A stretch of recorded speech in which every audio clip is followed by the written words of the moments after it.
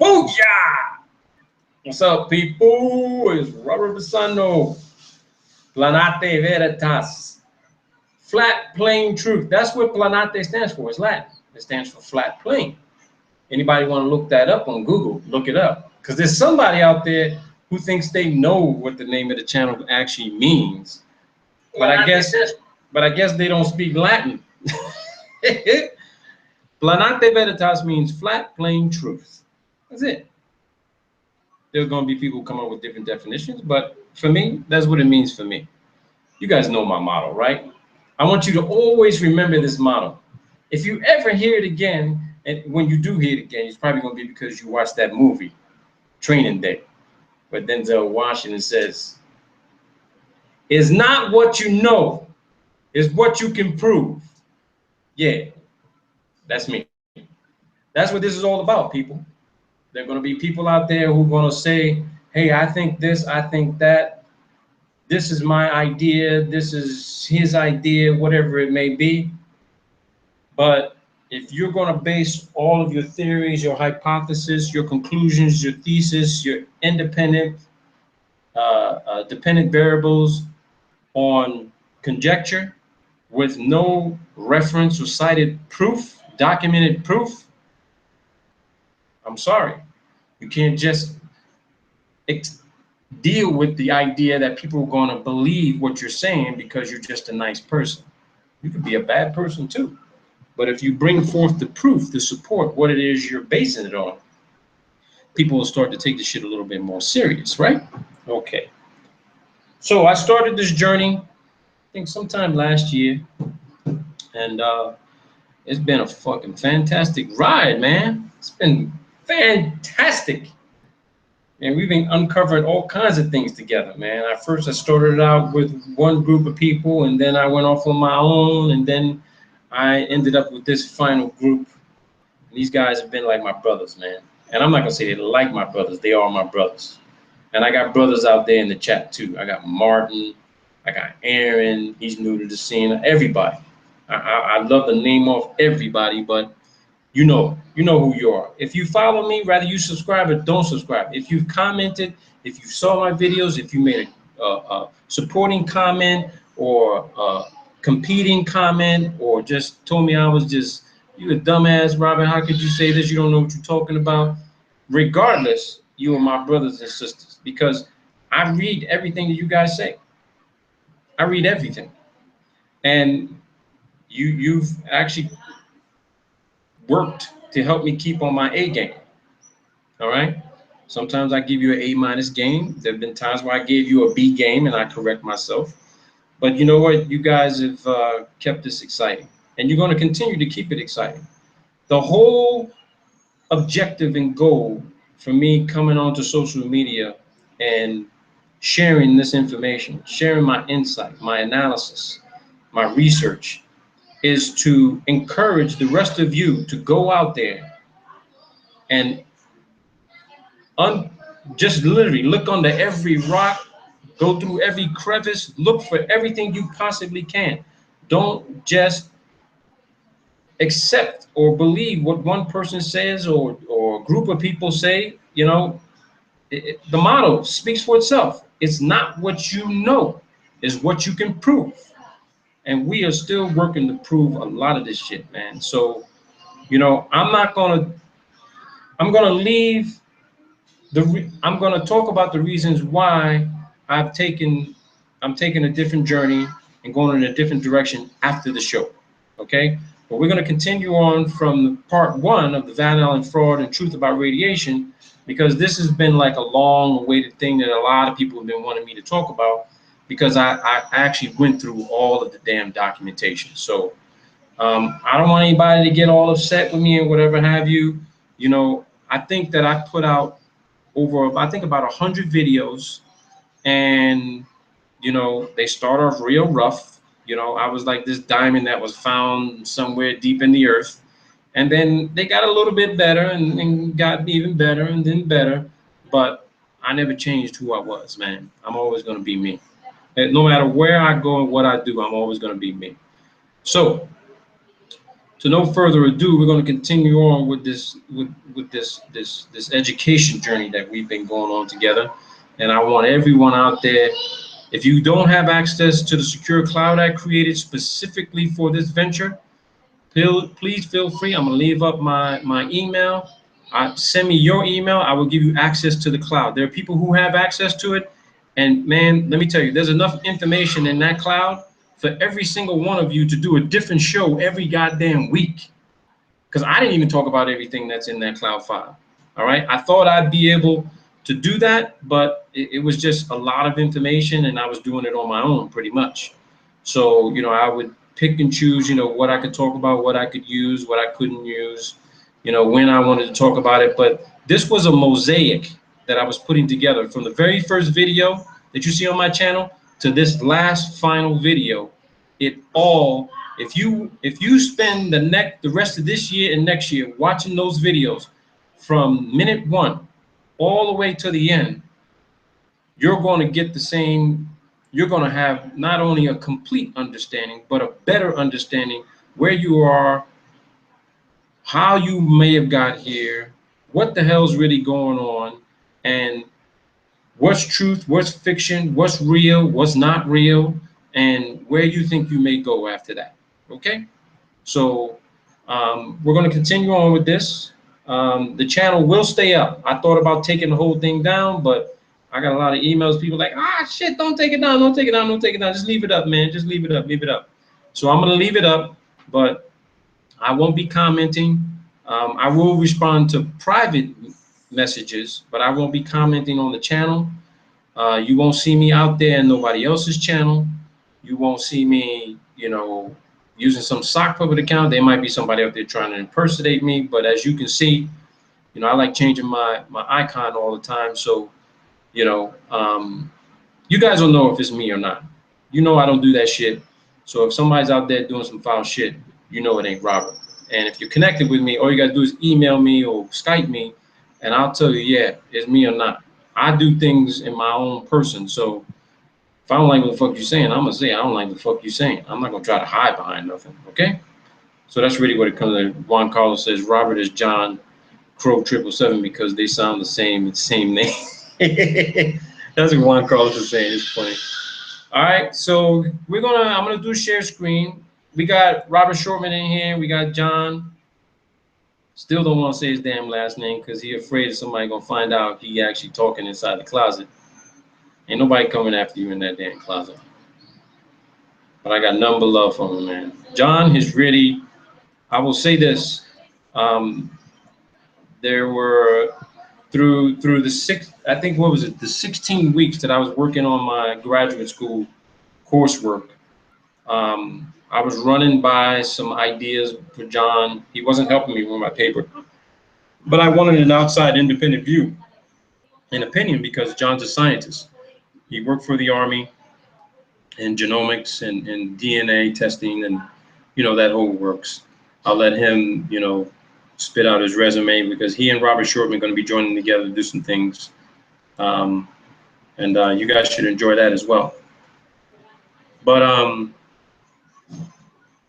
literally, I want to say that John helped me tighten up a lot of stuff that I was talking about, trying to get a lay person. And when I say a lay person, this was a PhD reviewing my papers. It was like 15 pages. And he had no subject matter knowledge of what I was talking about with regard to artificial intelligence and computational neuroscience and biophysics. So through that whole period of time, I'm going back and forth with this guy.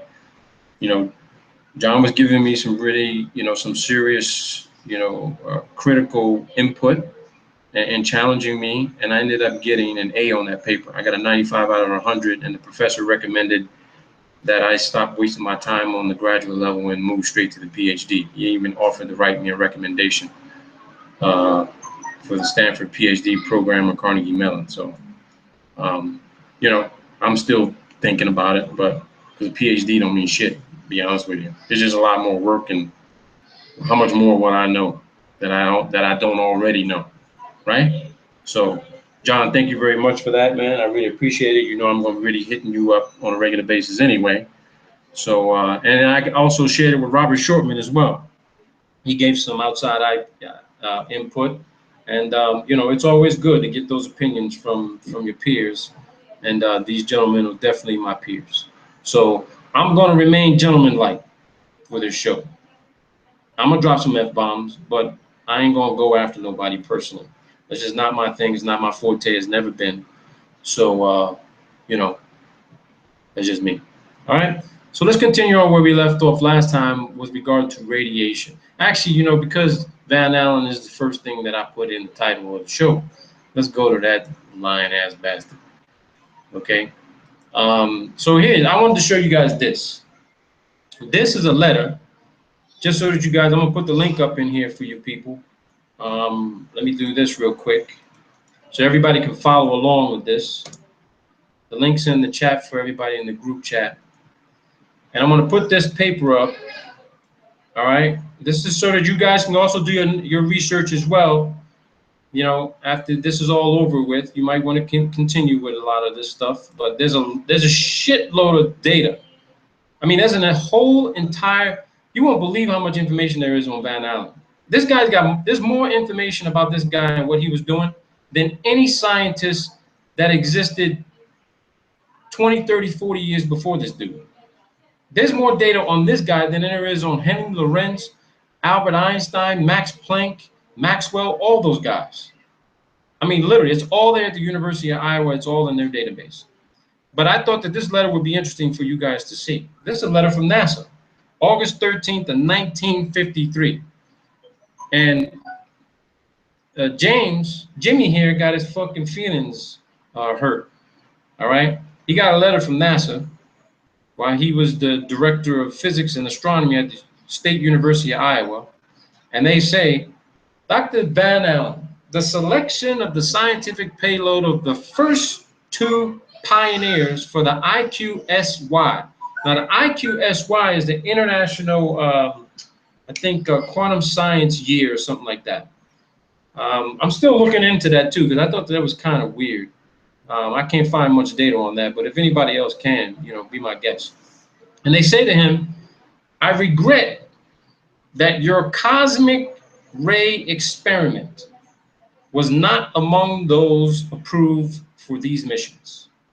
Selection was made after careful study and evaluation process by the appropriate NASA subcommittees, the Pioneer Program Office, and the Space Sciences Steering Committee. Unfortunately,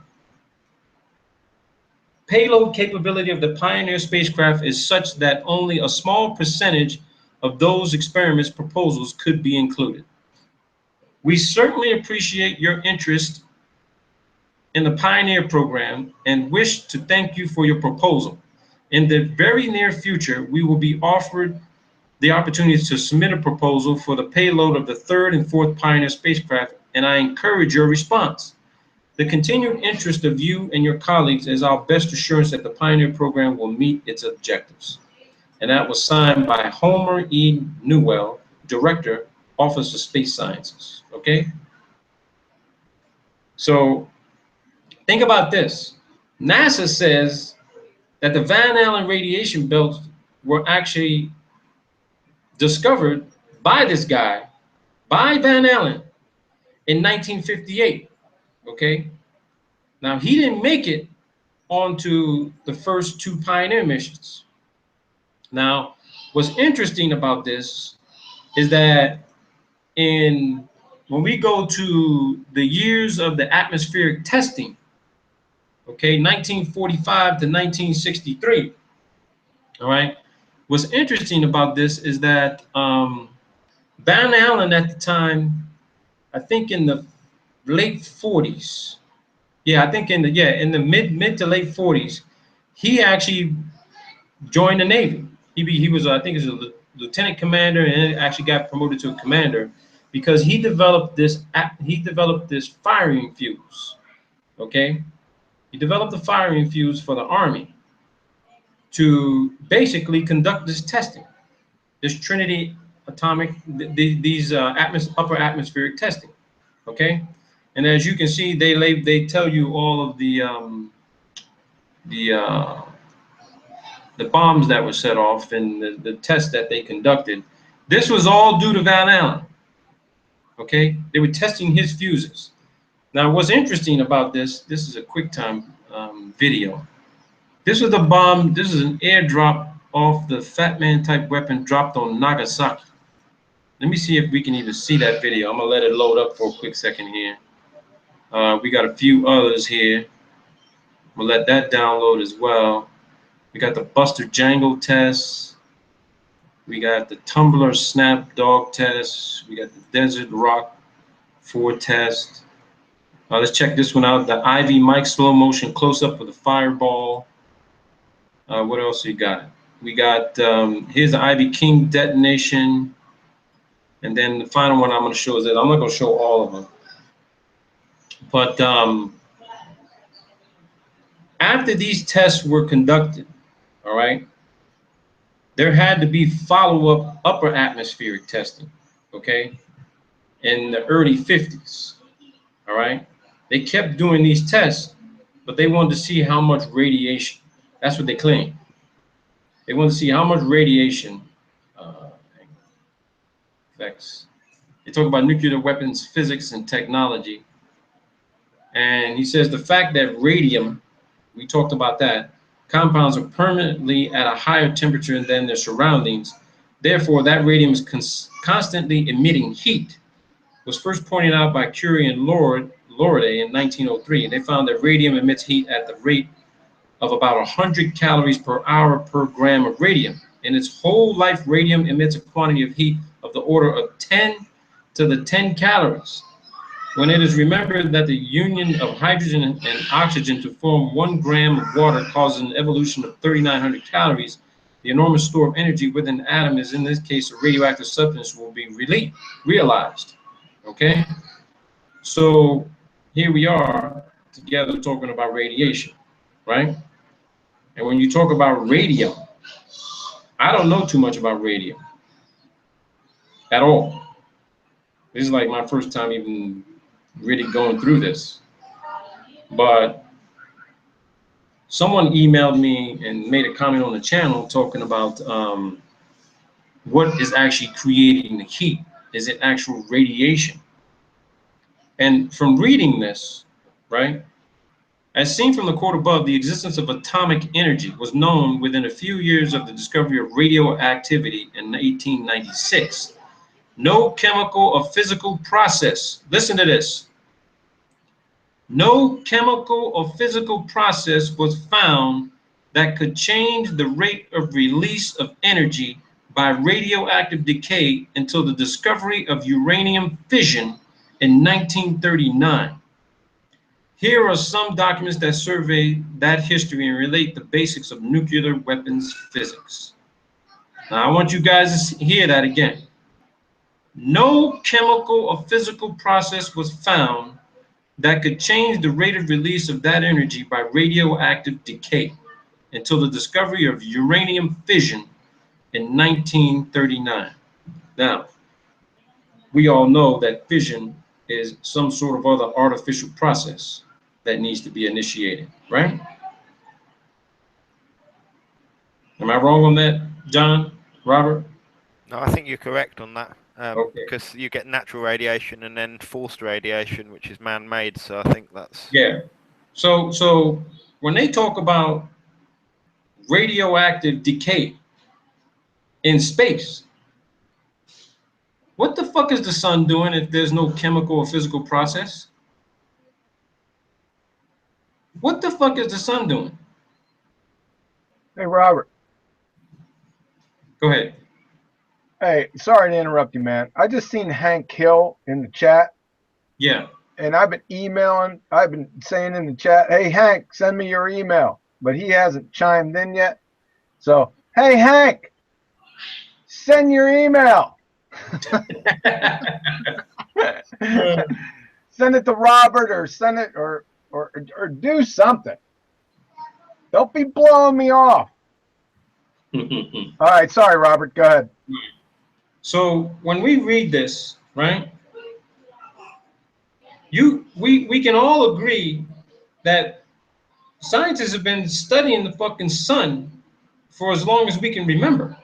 Back, I mean, they're talking about all the way back to 1896. Discovery of radioactivity in 1896. But when they follow it up with a sentence saying no chemical or physical process was found that could change the rate of release of that energy by radioactive decay until the discovery of uranium. I'm sorry, last I checked, did we fucking find uranium in space? Is there some sort of uranium fission in space? I doubt. No, I don't think so.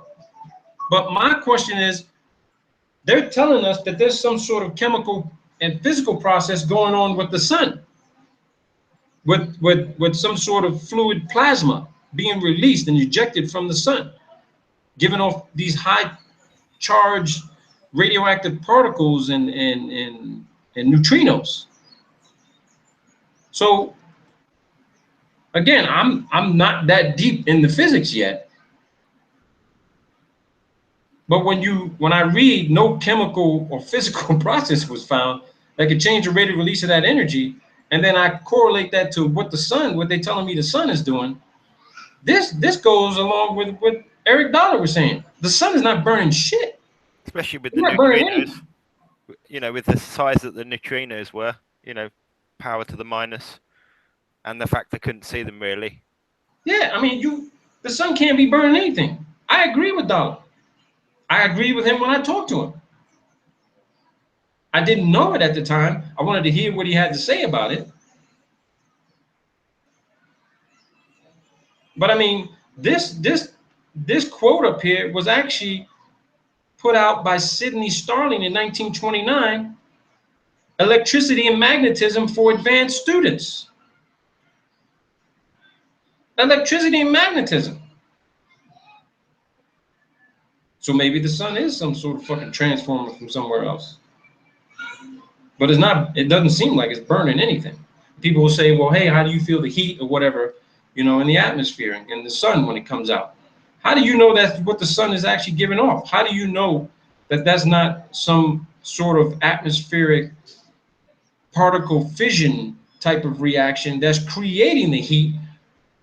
Here, they're talking about radium, the discovery of radium. Radium is giving off the heat. See, this is now going to get me to look into this radium a little bit more and what its uses are. Dual uses, multiple uses. All right? Statement of the problem of building an atomic bomb. This is a good piece of information to read for all of you guys. But what I want to do is I want to show these videos right now.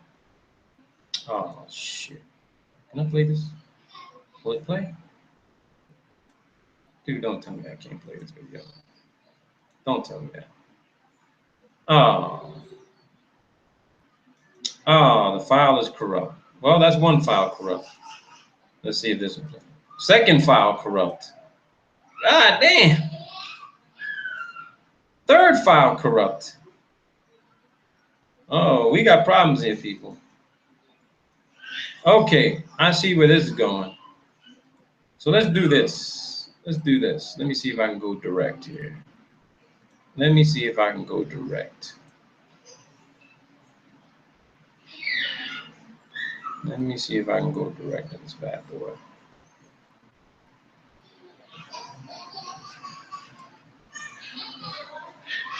They won't even let me play any of the videos, man. Let me see what's going on here. The Day of Trinity. Yeah, that's 88 minutes, dude. I ain't playing that. Well, this is kind of messed up. It is messed up. Let me see something here.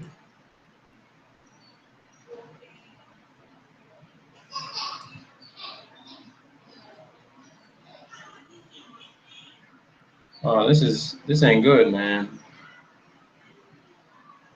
This definitely ain't good. For some reason, they won't.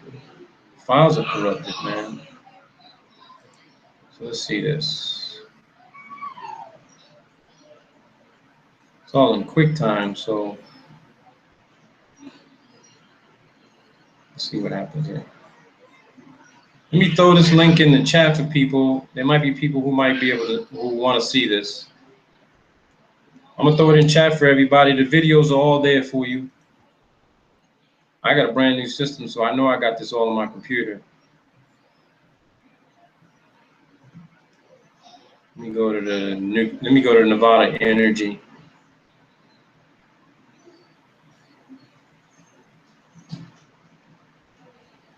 Yeah, they won't even let me see the videos.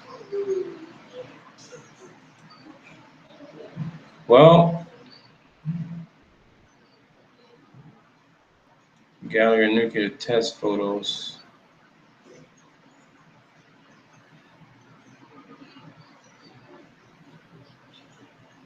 Yeah, it'd have been good to play those videos. My apologies on that, but you guys can have your fun through that website. I thought we were gonna have a good time with that one. All right, let's continue on here. All right. So the next thing I want to show you, here's Van Allen claimed to have launched raccoons, a cross between a balloon and a rocket.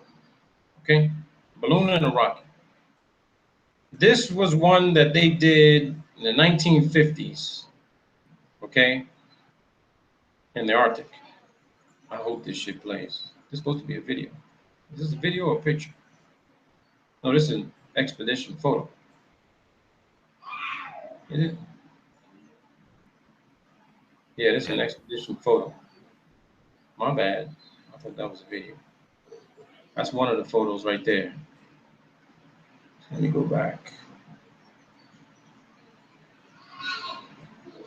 I'm gonna take you guys to one. I don't think that they were really up on cameras back in those days. Let me show you one of these damn balloons here. Okay, here's an Arctic expedition balloon in the 1950s. Now, Van Allen claimed to be putting these balloons up and attaching a rocket to it. So it'd get to extreme altitude. And then he says that he was able to get those rockets to 2,400 and 10,000 kilometers.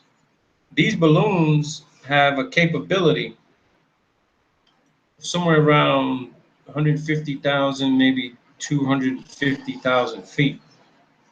Right, that's just under the Kármán line. And 3-foot rocket wasn't that big at all. I'll actually show you guys a picture of what the rocket looked like. Hang on here for a second. Got all these photos. He was doing all this shit with the Navy. So here's a picture of what one of those rockets looks like. Here's one of them here. You can see how they're holding on to it, right? Launching it from a ship, a Navy ship in the Arctic. Now, we all know why they would go to the Arctic, right? Because if it's the center surface of the Earth, then they'd be directly 90 degrees, right? Which means they had to have known what the Earth actually looks like. So here goes another picture of one of these balloons. Here's another picture. All right. Here's another picture. This is probably the fuel source for the rocket. Here's the rocket itself. This is the 3-foot tip of it. This is all fuel here. Now, this kind of changes my opinion of what he might have been able to do, because I thought it was just a 3-foot rocket. I didn't know they were attaching all this shit. I thought just all the fuel was right in here, but it wasn't. It was all in here. Launched a high altitude balloon, they get it up there, fire this bad boy off, and it goes to 2,400, 10,000 kilometers, right? But the second thing you have to think about is this. We all know that anything going above the Kármán line loses its aerodynamic stability and control, right? So this rocket was just based on just sheer fucking acceleration and velocity. But once it got to where it needed to go to, it was up there for a short amount of time and then came right back down. Another satellite being launched on a fucking balloon. So this was back in the 1950s. And we all know, you guys know that I started talking about them damn balloons when I first came on the scene, right? I might not have been the first one to talk about it, but I put a lot of stress on this. And we all have to ask ourselves, there wasn't no satellites back in the day, so if you wanted to get into satellite technology, how would you do it? On a fucking balloon. There you go, right there. There goes a satellite at the bottom. That's how they were doing it back in the 50s. I think that's how they're still doing it to this day. I showed you guys the Isranj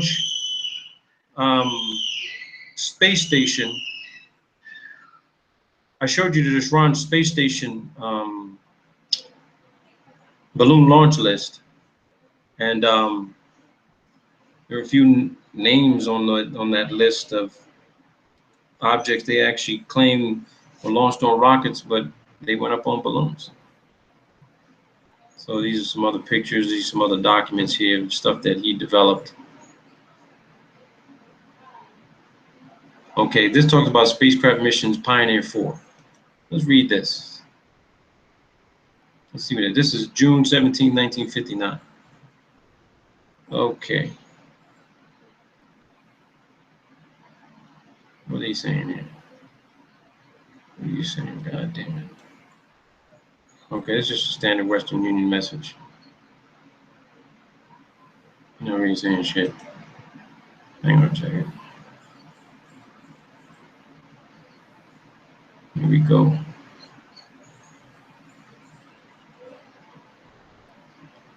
You guys get the gist of this. So, EOD fact sheet. You got all kinds of reports in here.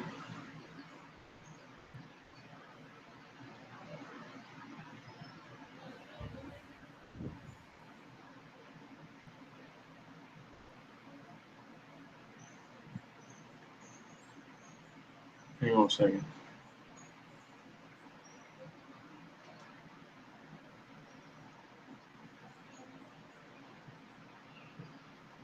Okay, you see the title of this document? Further detailed analysis of telemetry records obtained by Explorer 4 satellite concerning geomagnetically trapped radiation. Now, if you want to know if it's possible for the South Atlantic anomaly, the Van Allen belts, to get down to 200, what was it, 200 kilometers off the coast of Brazil, then that's how magnetism is playing a role. Electromagnetic field area is trapping radiation at high altitudes from what they did on the upper atmospheric testing. Is that fact? I don't know. The radiation went somewhere, didn't it? It went somewhere, but it didn't go out into space. No, exactly. So I think it dissipated within space. Yep. And this document is 125 pages. 125 pages. I'm going to share this in the chat as well, so everyone can see that as well. You can follow along. It's 125 pages. Do we have time to look at it? Maybe, maybe not. I mean, John's going to leave around 4:15. Robert and I probably continue on this for a while, but I'm going to skim through this. This is 30 November of 1966. Okay? I think I might want to go through this a little bit just to see what they say here, because this is an interesting report. Let me blow this up a little bit. Let's see who some of these people were. Okay? Further detailed analysis, telemetry records. Okay. St. Louis University. I want to see what they say here. This is a contract.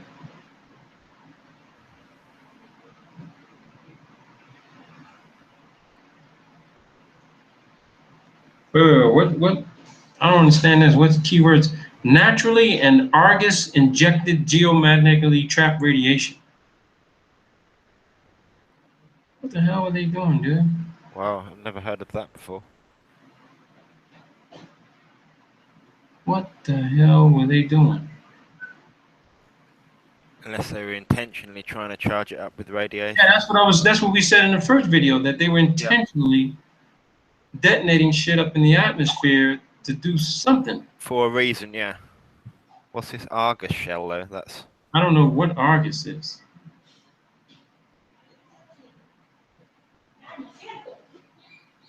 This is interesting.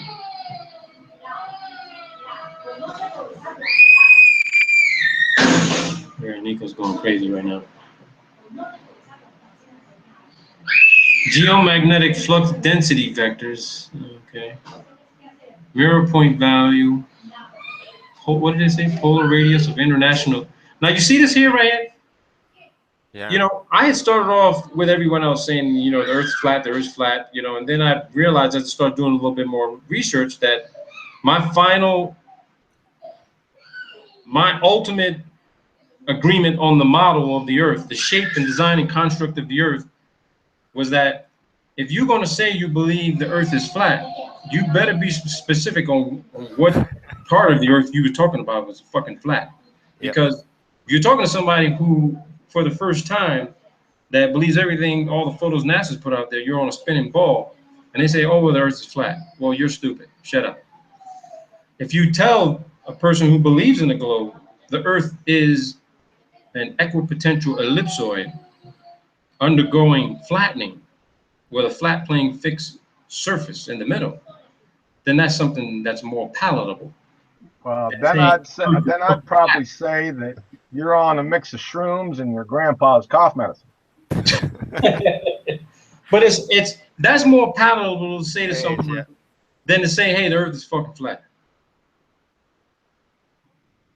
Robert and I already showed on that NASA software that when you get down to ground level, everything's fucking stationary and the constellations above us are moving, you know, in specific directions at different speeds, at different layers.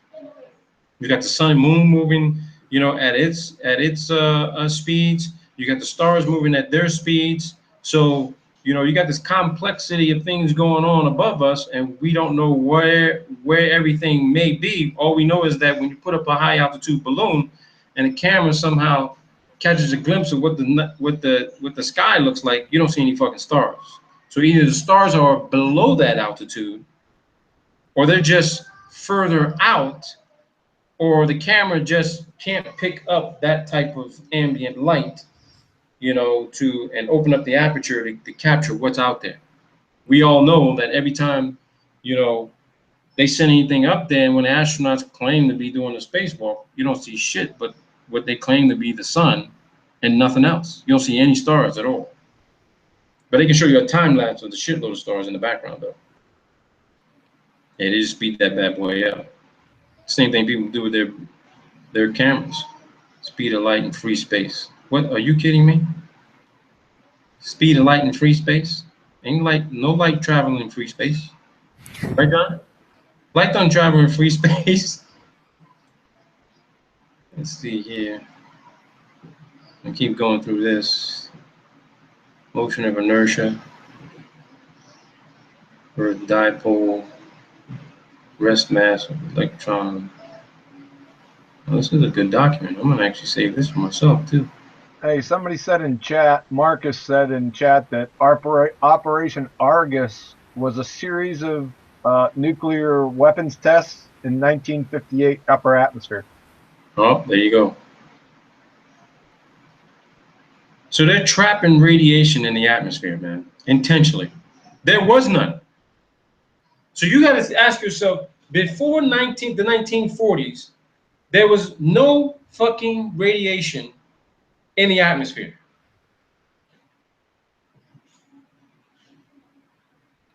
So they created this radioactive environment they claim is in space. Well, could that have been what's affected the ozone layer? What they said it is? It absolutely could have been, because they said that there was hole. no radioactivity decay. Remember what we had read? There was no radioactivity decay before 1896. There was no chemical or physical process that was creating radioactive decay. They started doing these nuclear tests, trapping this shit up there in the atmosphere, and then everything starts to fucking fall apart. It sounds And like it's still up there. their mentality then to do that type of, you know, crazy kind of wacko experiments, you know, and see what happens. It's still up there. And they're Yeah. claiming that the astronauts are traveling through this zone 95 minutes every fucking day. Every 95 minutes, they're traveling through this. Every 95 minutes. Let me zoom this out. This is, I ain't gonna go through a whole 125 pages, but I just want to see what I might stumble across. This is obviously really complex.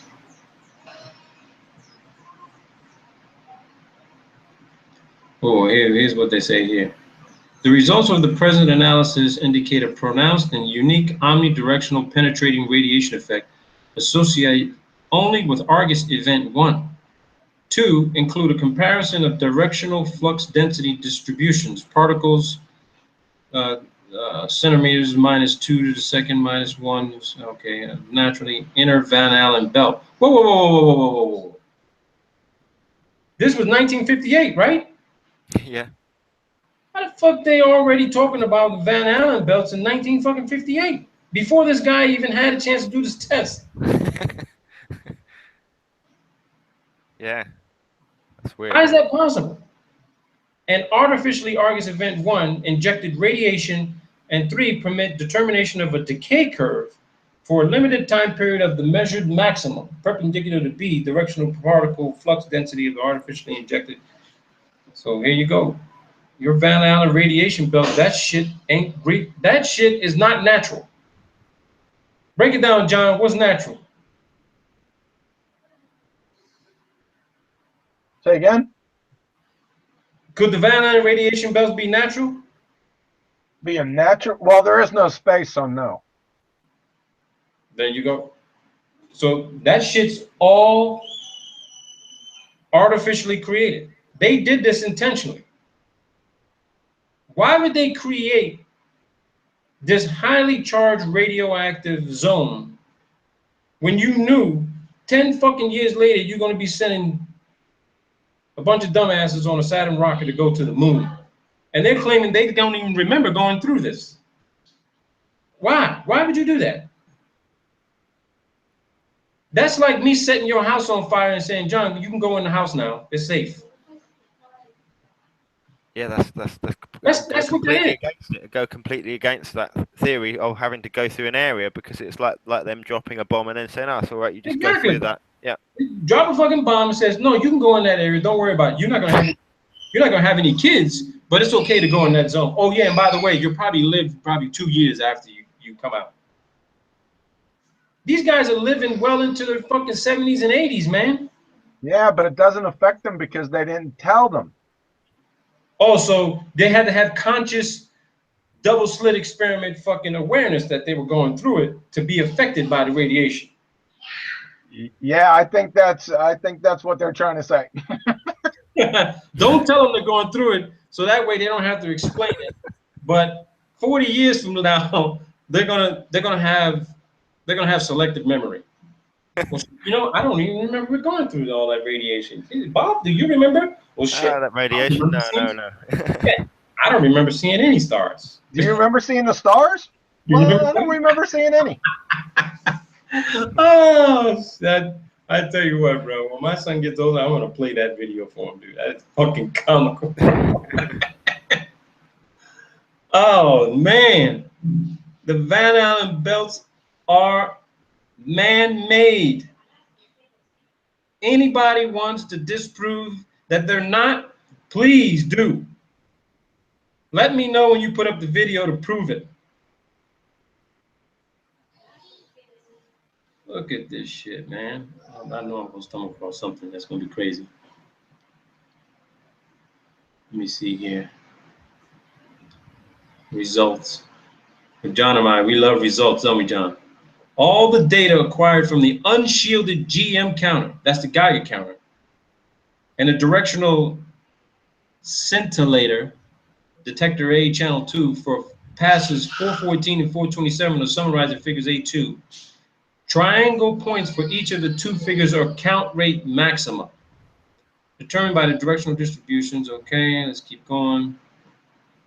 Let's see here. They just talked about all this. And they're saying they sent up a 3-foot rocket, man. And they got all this data. They got all this data in the late 1950s, people. These guys are smarter than the guys that live today.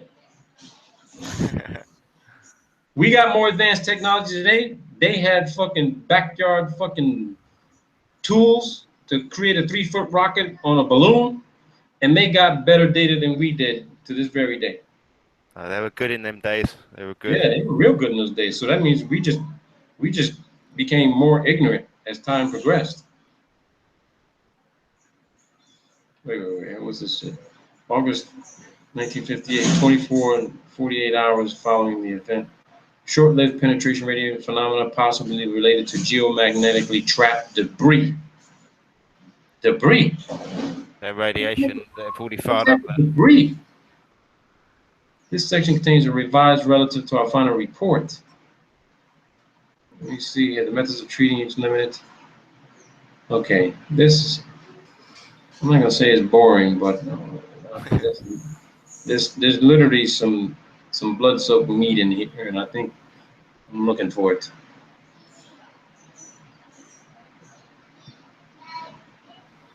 Yeah, this is definitely a document. Conclusions. Detailed analysis of the Argus directional flux density distributed from explored flow data. 1.82 hours respectively after event 1 in comparison with natural flux densities. Oh, dude, come on, man. Yeah, this is a long document, man. What the hell is this? This is pass 427. Take it. Just take it. Yeah, this is all the scatter chart analysis. Let me see what else we got going here. Yeah, this is all scattered. This is really in depth, people. Wow, there's a lot in Well, there. what they did was, I'm gonna tell you what they did. They did a post-upper atmospheric detonation test, is what they did. They wanted to measure how much of that shit was actually in the air. That's what they did. They wanted to know how much of it was left in the air.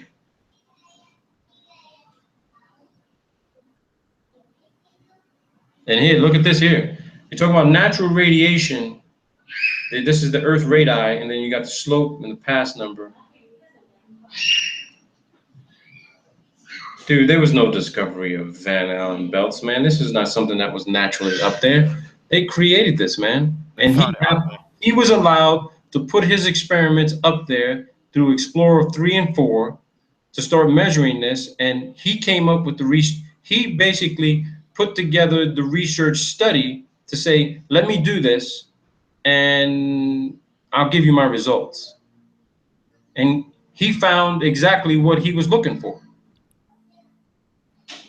He put this up. It was nothing but a fucking Van Allen experiment from the late 1940s, all the way through 63. It was all Van Allen.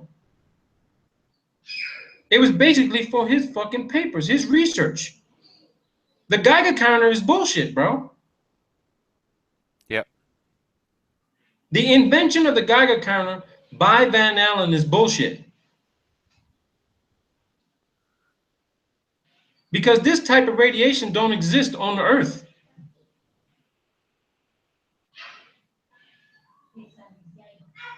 And it seems that you need some sort of chemical and physical process, which includes radon, which gives you the heat from a explosion. I mean, even with a firecracker, fucking TNT, C4, you're gonna feel the heat from it. My question was, what the hell was happening before that? Did you just get a bang and there was nothing? It's true. I'm not sure. That's what it's looking like to me. I mean, look at the measurements for natural radiation, dude. They're just, this is what the Earth is supposed to be emitting. I think they're at levels lower than this. But my question is, why create an artificially radioactive zone above our heads? Why? Why didn't you want people getting off the planet, man? Why didn't you want to give an opportunity? I mean, had it had anything to do with prior civilizations always looking up in the sky and talking about shit coming out of the sky? Did they really not want something coming into the earth, into our atmosphere? And they created these hot zones to keep out whatever was trying to come in? Because in the process of doing that, they fucking now using the same shit to try to kill people.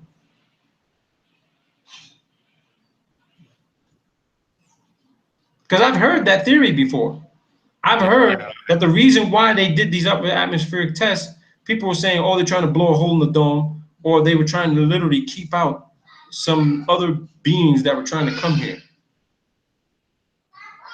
And I can tell you here right now, I read a Brookings Institute report where they talked about they were doing a study, a working group study on people who were actually reporting UFO sightings. And the culmination of their research and conclusion revealed that there were a high concentration of reports over highly industrialized cities where there was a high radioactive activity over the city. And when you look at the tests that were conducted in the US in Nevada and other test sites in New Mexico, that's where a lot of these sightings actually occurred. That's where a lot, and same thing for UK. Yeah, Rendlesham Forest. Same thing happened with UK because there were a lot of people. It was the west side. It was the west coast of UK, right? Yeah, well, sorry, the east coast. It was up in Norfolk near. It was called Rendlesham Forest, and they actually had like a nuclear facility there where they were storing, ICBMs ready to launch from the UK. This shit's crazy, dude. And they had an event happen there where this object came down. So I concur with that same information that you had, and that was the supposed reason of why they were doing that, the upper atmosphere, and then also possibly some of the chemtrails to actually form like a grid or a detection network around the plane to detect if anything moving in or out from that. So that was what I heard. Whether it's true or not, that's another thing. But we're reading things that this would be good data for people too. Let's talk about the fact sheets. Teamwork produced by Explorer 4. Hey, Robert. Yes, sir. Hey, many years ago, man, I ran into, I don't know what subject I was on, but I was running into a study that was done, and I have the link somewhere in my files, man. Like I said, it was so many years ago. It took me a long time to find it. That there's a certain percent of the population that are always getting abducted, not just once, many times. Uh-huh. With the alien abductions. Yeah. And there was a two guys that went out and studied these people. And they said that the only way that they could get them to stop was to say something. Guess what they said? What'd they say? Jesus Christ. Oh, man. No kidding, man. I'm telling you, dude. And they stopped. I'm just saying, that's what I found out. Last show I'm going to do, dude. You're going to try to pull me back into another conversation on this, bro. I'm just saying. Are you dead serious? I'm dead serious. So they were telling the aliens, Jesus Christ, man. They just run away. No, they would just say the name and that the abductions would stop. Oh, shit. I ain't going to go there with you right now on this, man. Come on, bro. Since you brought that up, I'm going to try to find that. That's way down in my files. Like I said, that had to be about 10 years ago. So I think this is Explorer 1 photograph. This is Explorer 1. This is what it looked like. How fucking tall was this thing? Doesn't look that tall, huh?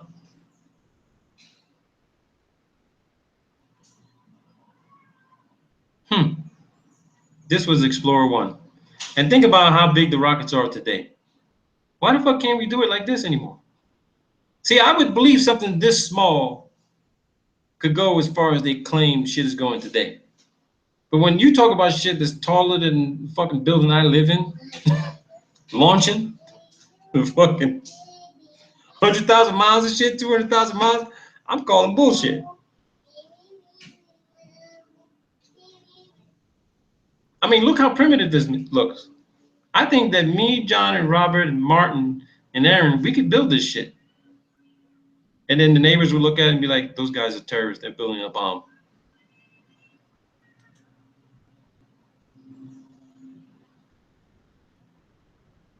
This is interesting. This is where Explorer 1 was going. It wasn't even going up high where the normal elliptical orbits. It was going down close to Antarctica. Interesting. Okay, let's get to man-made sources of radiation. Here we go. Man-made sources. We don't want to freak anybody out on this. But if you have granite countertops or Fiestaware, one of the more commonly found, if relatively weak and low impact sources of artificially generated radiation exposure is simply from the use of naturally occurring elements in man-made items. Granite contains trace amounts of uranium, and some samples can end up with a high enough concentration of uranium to be measurable with detection equipment.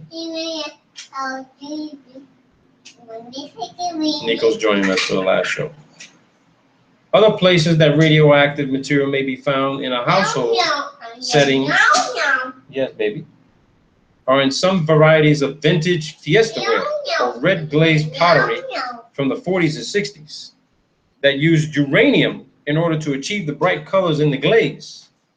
Modern products use artificial dyes to achieve the same colors, of course. So I guess they didn't want nobody to find out that that red pottery clay had uranium in it, and somebody reverse engineer that shit and make themselves a bomb. Now they're starting to use dyes and shit. Oh boy, nuclear power. Nuclear power is perhaps the first thing that springs to mind. All right, Robert, this reminds me. You got that document? Can you pull up that document regarding fusion physics? Fusion physics. Yeah, 2 seconds. I'll grab it and bring it up in a second. Can you pull that one up? Let's have a look. Yeah, pull that up because I want to talk about that next.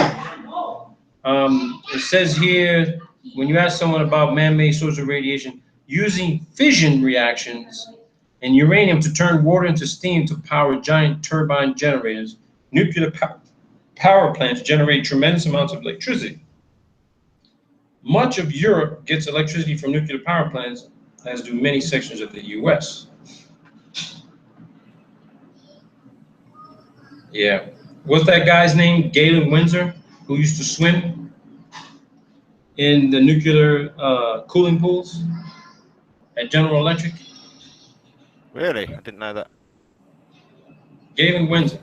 Let me see if I can pull up that video, man. Let me see if I can pull up that video of Galen Windsor. This dude said he used to swim. Galen Windsor. Oh, somebody already saw something that says debunked on that shit. The great nuclear hoax. I don't want to get a copyright strike, dude. Everyone gets the idea with Galen Windsor.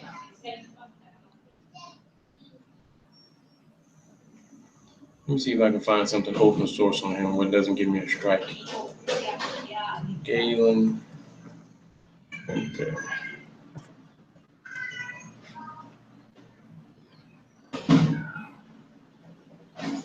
Okay, let's have a look in the file. The nuclear scare scam.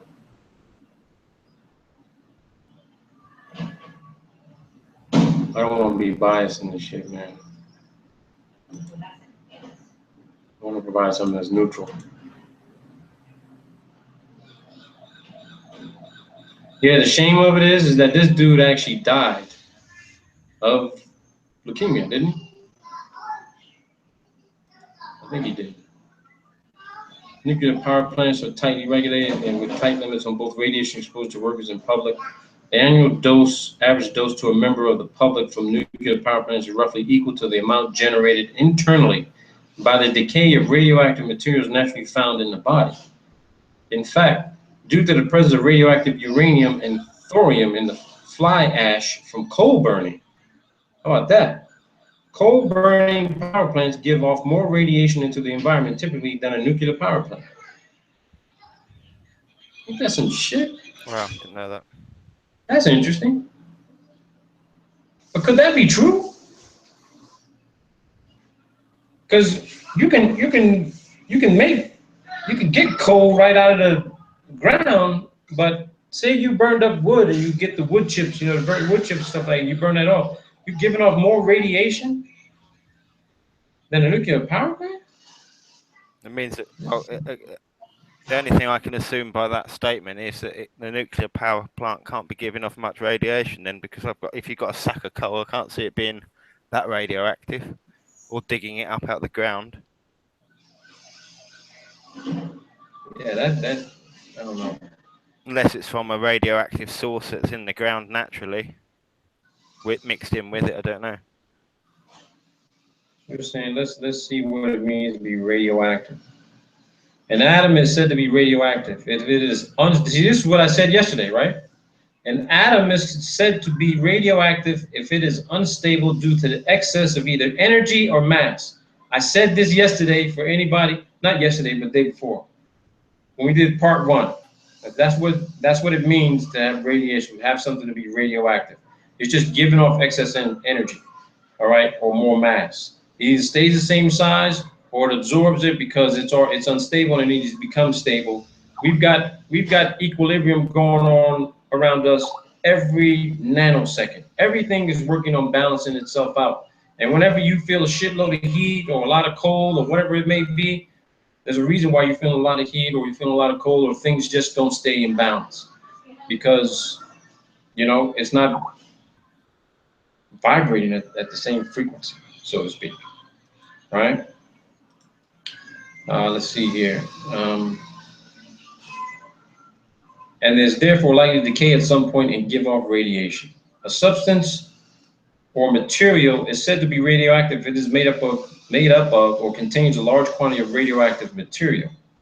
These radioactive materials, such as bananas, the uranium glaze and vintage, Fiestaware, or norm generated, is the process of natural gas exploration, give off radiation over time as the radioactive atoms in them decay.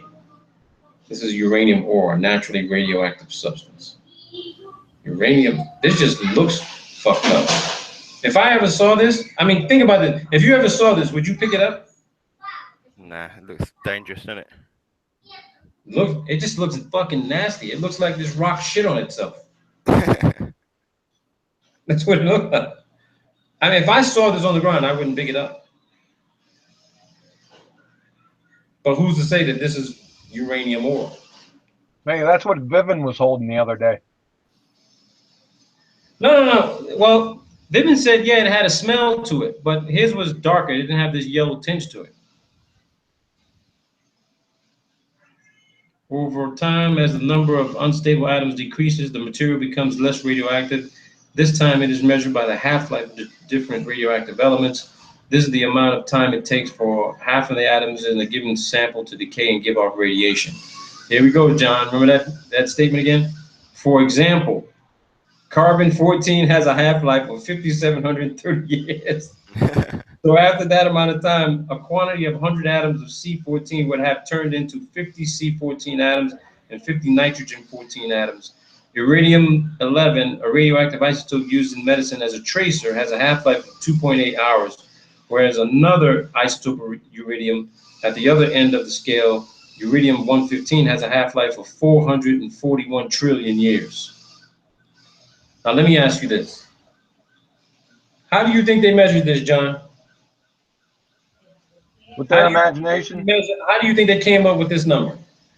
Imagination. Exactly. It's like the Van Allen. People, you can't believe when you see these numbers.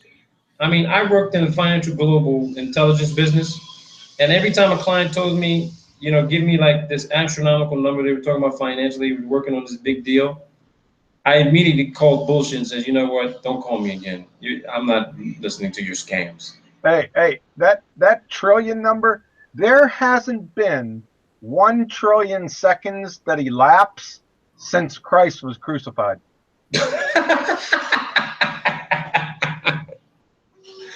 Oh, dude. Oh, man. Shit. Iridium 115 has a half-life of 441 trillion years, man. That's what Madness, this isn't is. it?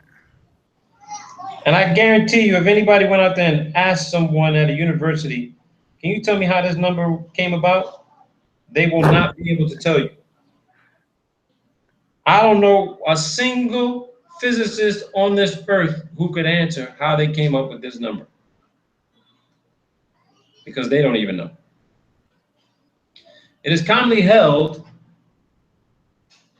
that a sample of radioactive material will be completely decayed after 7 half-lives, though after the time there will be still about 0.78% left, which with a large enough starting sample would still be significant. For smaller amounts like those, say, typically used in medicine, though, it's a good rule of thumb. What is contamination? We already know what that is.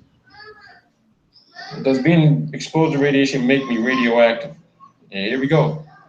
Exposure to radiation does not immediately make a person radioactive. The only type of radiation that is capable of directly causing other material to become radioactive is neutron radiation, which is generally only found inside nuclear reactors or in a nuclear detonation. Anyone in those conditions is, put plainly, going to have bigger problems. No shit. However, the ingestion of radioactive material does have the potential of making a person radioactive, at least on a temporary basis. This is the principle behind the medical use of many radioactive materials, as it aids in imaging, diagnosis, and other areas. Between the short half-lives of the elements involved in the body's natural means of disposing of many radioactive elements, a person's individual radioactivity is usually short-lived. However, certain types of contamination, depending on isotopes involved in the availability of treatment, can become more permanently deposited in a person's organs or bones. Now, let's go back to space. They're supposedly supposed to be exposed to gamma radiation, right? Yeah, it's the worst. Gamma and neutron radiation, right? Right? The whole spectrum. The whole fucking spectrum. They're exposed to the whole goddamn spectrum of radiation at 240 fucking miles above the surface of the Earth. They were supposedly been exposed to even fucking 1,000 times more than that, going from the fucking Earth to the moon, that they claim is 258,000 miles. That didn't happen. We all know that didn't happen. But let's just take the ISS, for example. You had all these people go up there, and they're supposed to be exposed to the entire fucking spectrum of radiation that we supposedly know. And then you have this Dr. Badwar from NASA state, and what I read in part 1, that no astronaut has ever been diagnosed with space radiation sickness. Now, what did they say here? What did they say here? They say in this article, anyone in those conditions is, put plainly, going to have bigger problems if you're exposed to neutron fucking radiation from nuclear reactors and nuclear detonation. Don't they have, like, isn't there some sort of, they do have some sort of just minor nuclear powered devices up there on the ISS, right? Supposedly. I would have thought so. Yeah, because you got to have some kind of long life stuff. You can't just be bringing batteries up and. No, and solar's not going to cut it. Yeah, Really, yeah, hey, can you pack the fucking SpaceX Dragon with a year supply of fucking Duracell, please? Yeah, and they're not going to have a charging facility up there, so.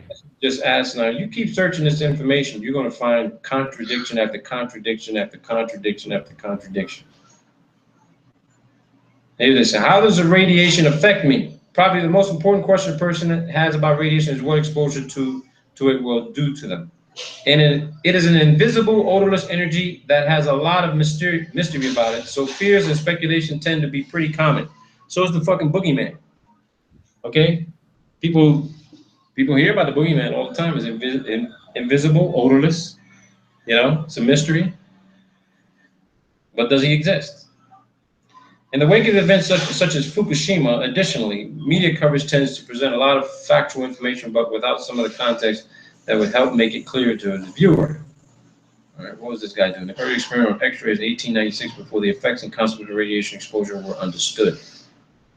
Look what these guys are doing. They're just fucking lighting themselves up. No protection, no nothing. He's just sitting there in the fucking chair. Go ahead, John, zap me. Zap me. Give me what you got. Oh, dude.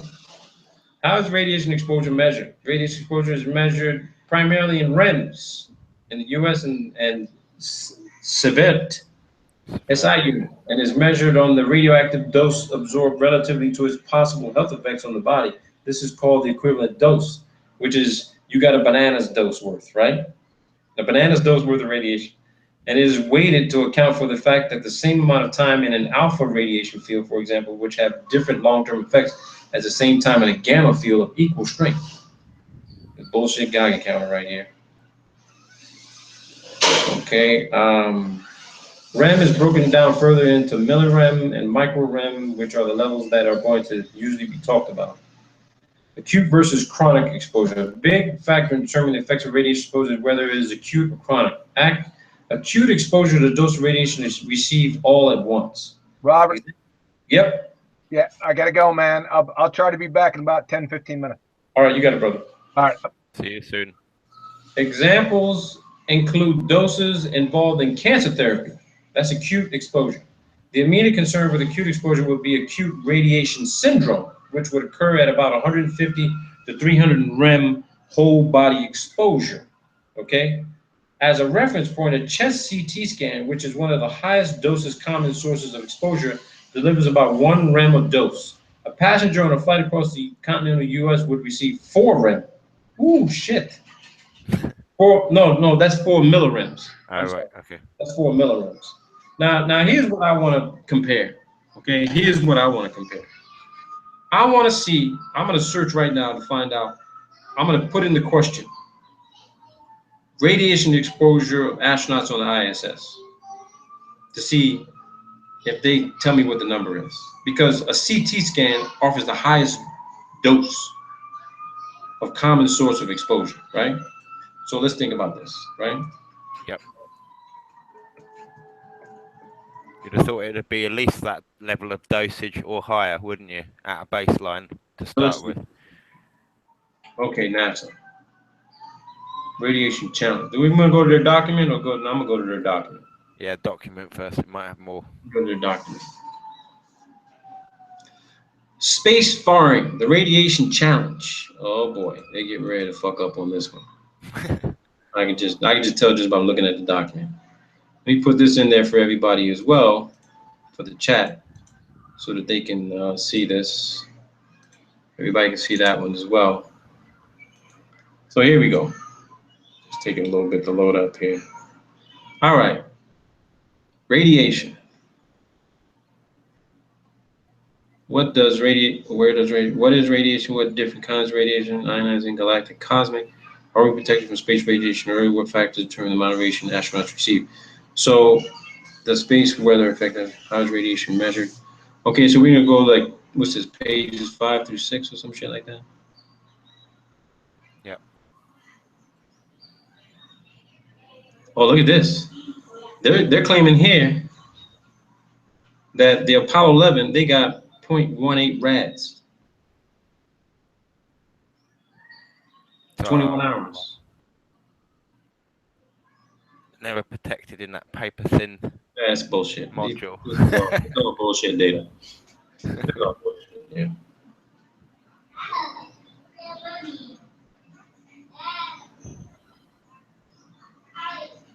Hang on a second. What is radiation? Where does radiation come from?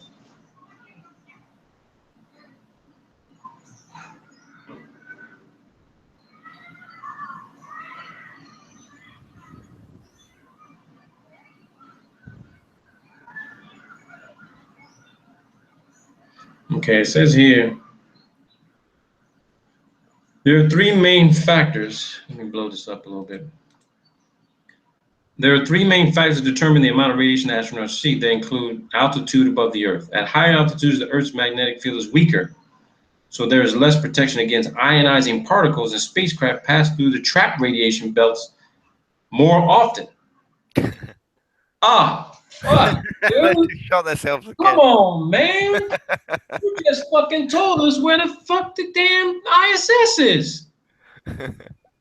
Did they not do that? Yeah. Dude, the trapped radiation from Van Allen was where? 200 to 300 kilometers, right? Yeah. How many fucking miles is that, Robert? Can you do the conversion real quick? Do it. Dude, if the Van Allen radiation belts over the South Atlantic anomaly are anywhere between 200 to maybe 300 kilometers, right? Off the coast of Brazil. Convert that to miles, Robert. Doing it now.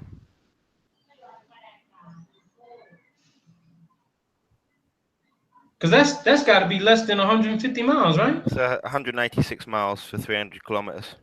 And how high did they say the fucking ISS was? 240. Come on, dude. Come on, man. Yeah. Solar cycle. The sun has an 11-year cycle, which culminates in a dramatic increase in the number of intensity of solar flares, especially during periods when there are numerous sunspots. Individual susceptibility. Researchers are still working to determine what makes one person more susceptible to effects of space radiation than another. This is an area of active investigation. Man, they don't even fucking know. That's what they're saying. They still don't know. So what makes anyone believe that they're fucking people up there? They're still investigating it. They don't know. How can you take someone through tests here on Earth to determine, yeah, we can send this motherfucker up there? When they're still investigating. Exactly. Are you putting somebody in the fucking radiation fucking vacuum chamber to say, okay, if he comes out and he's okay, he's good to go, we're gonna send him up. But if not, he's gonna be fucking oatmeal when he comes out.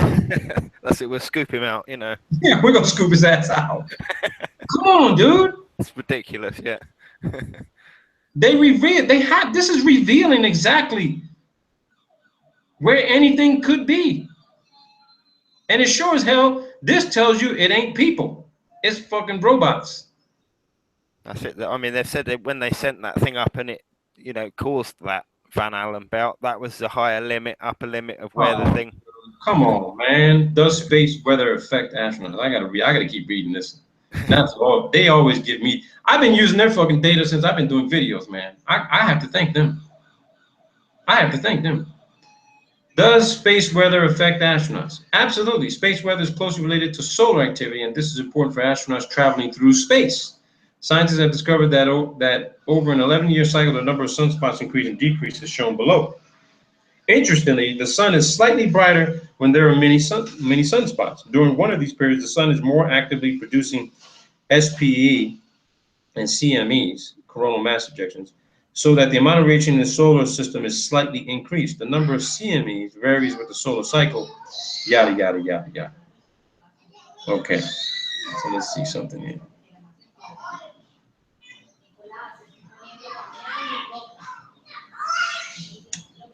Dude, man, this is crazy.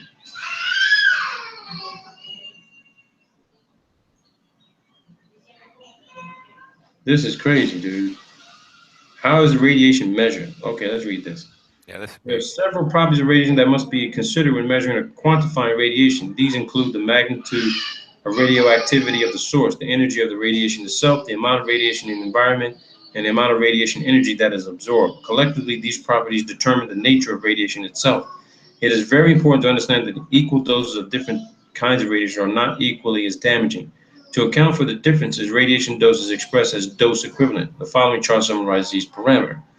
Okay, so radioactivity, rate of radiation emission transformation from a radioactive substance, absorbed doses, energy imparted by radiation per unit, expression of dose. Okay,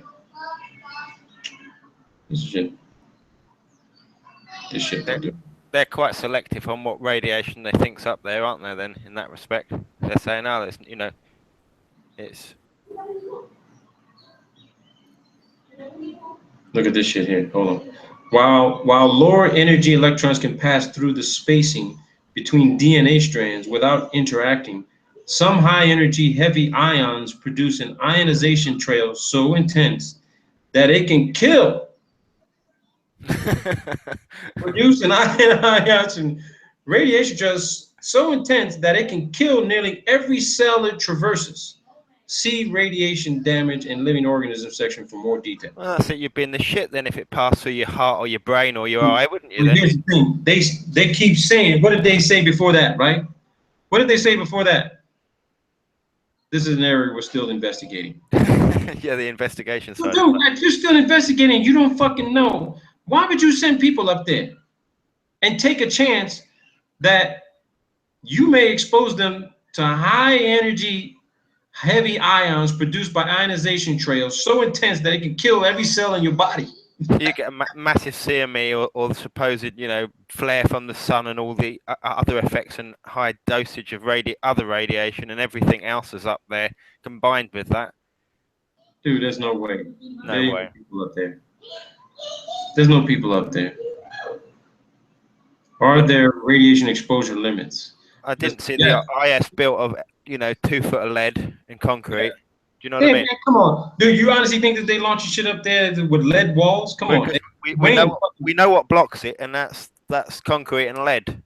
Concrete lead, and they damn sure ain't got concrete and lead on the fucking ISS. That's what they make bases, you know, deep underground bases out. They don't make them out of, you know, aluminium and insulation. That the specific organ and career exposure limits are determined by a person's age and gender. I was always wondering about that. Why? I think they relate to the younger you are, you know, you can withstand higher doses, you know, and your gender, you know. I don't get that. I can't see how it being selective. They were saying that women can actually take higher doses of radiation. I know for children it affects them more because they're growing and they've got the bone marrow and stuff like that will get affected by the radiation because it tends to absorb into the bones and that kind of structure. So when you're older, you're not that susceptible to that. But it makes you wonder with the information if they're still investigating it. That says it all. I mean, I'm still investigating it, but you know that means we're investigating it together. Then they've got no. They're basing it on nothing. Look, dude, they telling themselves right here. They telling themselves. They said the NASA limit for radiation exposure in low Earth orbit is 0.5 severe per year, or 50 rem a year. 50 rem. 50 okay? 50 CT scans. Dude, 50 rem. No, there's no way they're. No, dude, it says it right here. Yeah, I know. 50 rem for that, and there's no way they're going to expose. They said the limit is 50 fucking rem. 50 chest scans. No way are they going to do that to a person and send a professional up there into that kind of. You know, they're not test pilots. They're saying here that a CT scan is one. Yeah.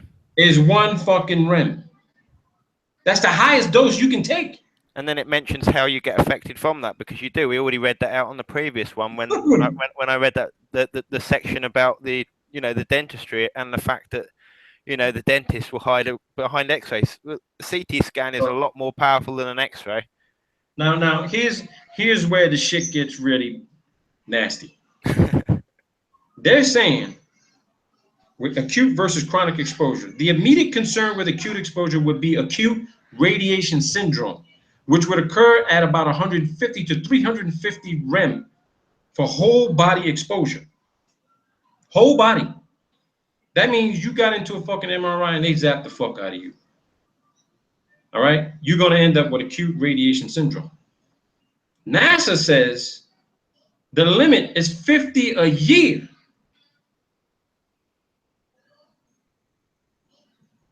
$50 a year, dude. Whole body.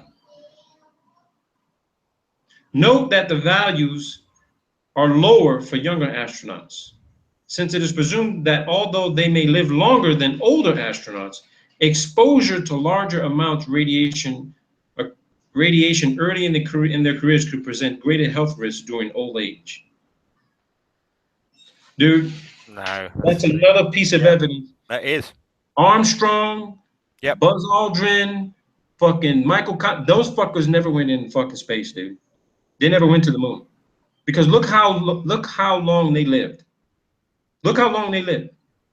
And look how far they're supposed to. And they were really they were younger than the astronauts who are actually launching today, dude. Yep, they would have had all that long-term exposure damage and exactly. And think about how many missions these guys went on. Their hair would have fallen out all sorts after that. Exactly. Look how many missions these guys went on. They got more than 50 rem, dude. If they went, but they didn't. There's no way. They said that the younger you are, the lower the rates, but as you get older, you start having serious health risks. The career depth equivalent dose limit is based upon a maximum 3% lifetime excess risk of cancer mortality. The total equivalent dose yielding this risk depends on gender and age at the start of radiation exposure. Assume that a younger person can be exposed to less radiation because they have more life to live and therefore a longer chance to develop the subsequent health problems. The following chart compares the specific exposure limits between the general public and astronauts. Astronauts who spend 3 months in the ISS would be subjected to over 3. I fucking love this. Hold on, dude. I gotta blow this shit up. Dude. Listen to this. Astronauts who spend 3 months. Hey, how long was Tim Peake up there? He was up there for 6 months, right? Yeah. Okay. Astronauts who spend 3 months in the ISS will be subjected to over 3 times the maximum recommended dose of radiation for 1 year. So we know what 1 year is, so that's 150. So he should be suffering from acute radiation sickness. They said that the limit is fucking 50 rem a year. This dude was only up there for 3. He was up there for 6 months, right? 6 months. I'm not entirely sure, but you know. Fucking 50, that's 300 fucking rem, dude. And wait a minute, dude, I gotta find that fucking shit again.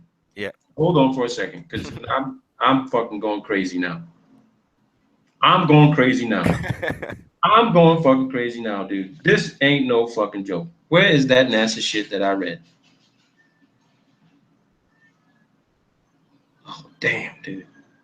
I gotta find that shit. Hold on. NASA.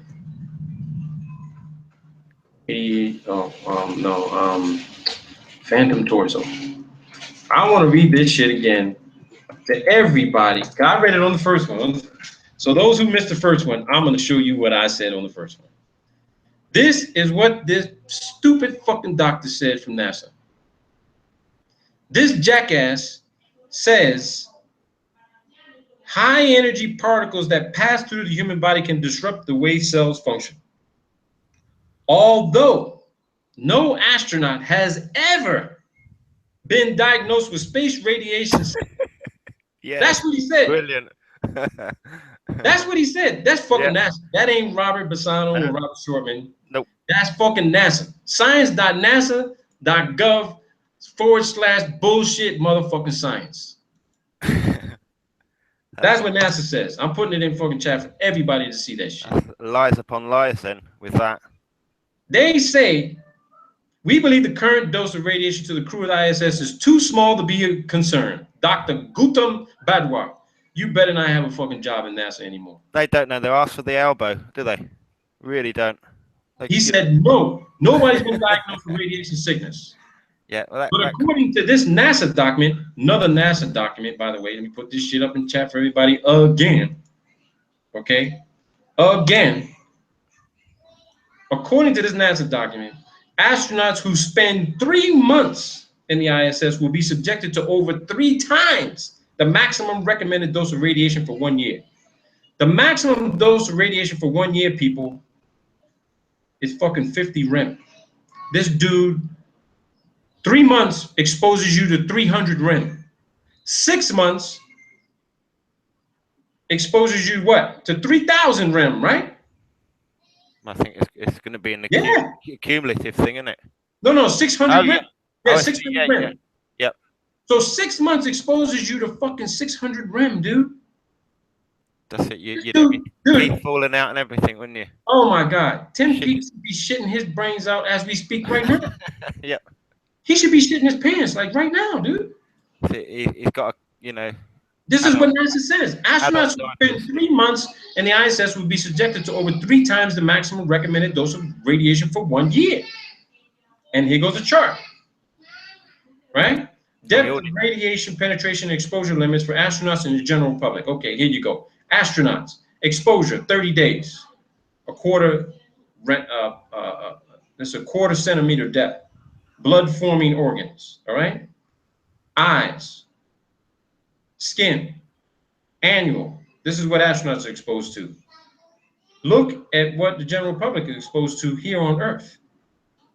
And you're going to tell me none of these motherfuckers ever got radiation fucking sickness? Space radiation sickness? Come on, man. Yeah. Really? I got to keep reading. This is a good document, man. It is. This is a damn good document. Mission type. Space Shuttle Mission 41C.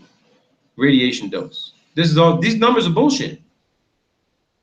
These numbers are bullshit. Well, maybe they might be right. Let me take that back. Because this was 8 days. This was 9 days. This is 87 days. This is 6 months. This is 10 peak. It's 10 peak. 10 peak should have been a fucking he should be a marshmallow if he was up there. Yeah. If he was up there. If he was up there. Says here, crew aboard the space station receive an average of 80 millisieverts for a 6-month stay at solar maximum. The time period with the maximum number of sunspots and maximum solar magnetic field to deflect the particles, and an average of 160 millisieverts for a 6-month stay. Come on. What, make up your fucking mind. They changed it. 1 minute they're using rem, and the next minute they're using Sevits. Didn't they just fucking say this is what they're fucking being exposed to? Yeah.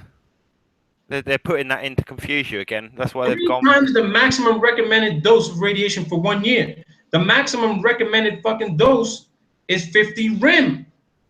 Where the fuck are they coming with this What are they coming with this shit for, man?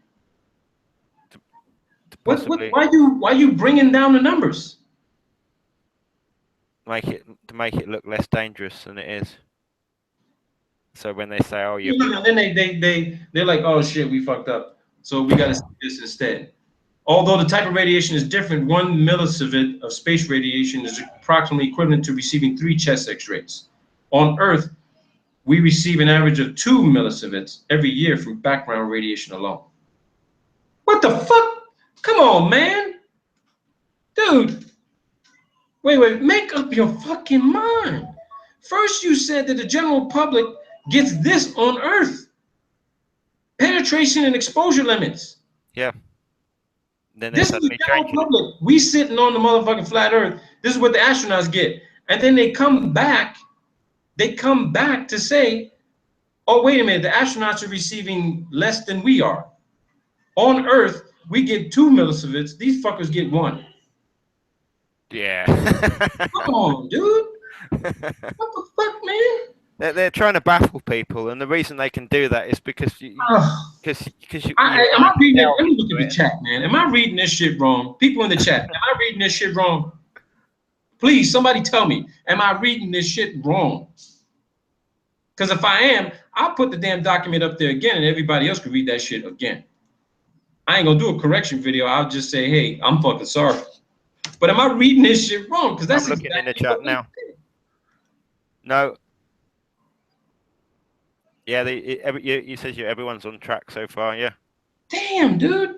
How does the radiation environment on Earth compare to the radiation environment on the Moon or Mars? Okay, here's what they're saying. NASA has collected a variety of radiation environmental data from the Moon and Mars. During the Lunar Prospector mission, NASA scientists discovered that there are some areas of the Moon that have a weak magnetic field. Magnetic fields have the ability to deflect small amounts of radiation. Locations within the field slightly more protected and might be candidate site for bases on the Moon. Oh, man. This makes me fucking sick, bro. I got radiation sickness right now. I got radiation sickness from my computer right now, man. Yeah. This is sick, dude. Oh, here we go. They talk about the South Atlantic anomaly. Oh, I was waiting for that. All right, radiation. Here they go. Let me start right here. No, let's start here. In order to minimize radiation exposure, people living on the moon or Mars will need to limit the time they spend outside in their spacesuits and distance they travel from their respective habitats. The total amount of radiation that astronauts will receive greatly depend on solar activity, their location within respect to planetary magnetic fields, and the amount of type of radiation shielding used in habitats and spacecraft. Radiation exposure for astronauts aboard the ISS in Earth orbit is typically equivalent to an annual rate of 20 to 50 REMs.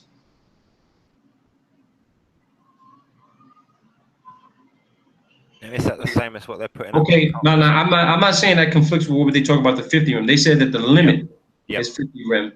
They're getting exposed to just under that, so they're fucking cutting. They're literally cutting it fucking close. Okay, because they're getting 20 to 40. But you see how they break it down, right? They did this shit to us, Robert, with that picosecond thing. Remember? Yep. We found out that a fucking picosecond is equal to fucking what? 2.5 seconds. Dude, all they're doing is just flipping the math around, dude. They're flipping around the That was a math game on that. That's all they're doing. The average dose of equivalent rate observed on a previous space shuttle mission was 3.9 civets an hour, with the highest rate of 96 civets per hour, which appeared to have occurred while the shuttle was in the South Atlantic anomaly region of the Earth's magnetic field. So wait a minute. They actually get, oh fuck, dude. That's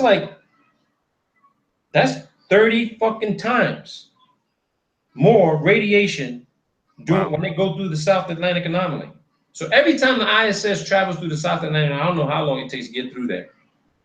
But let's just say they're being exposed to 30 times more fucking radiation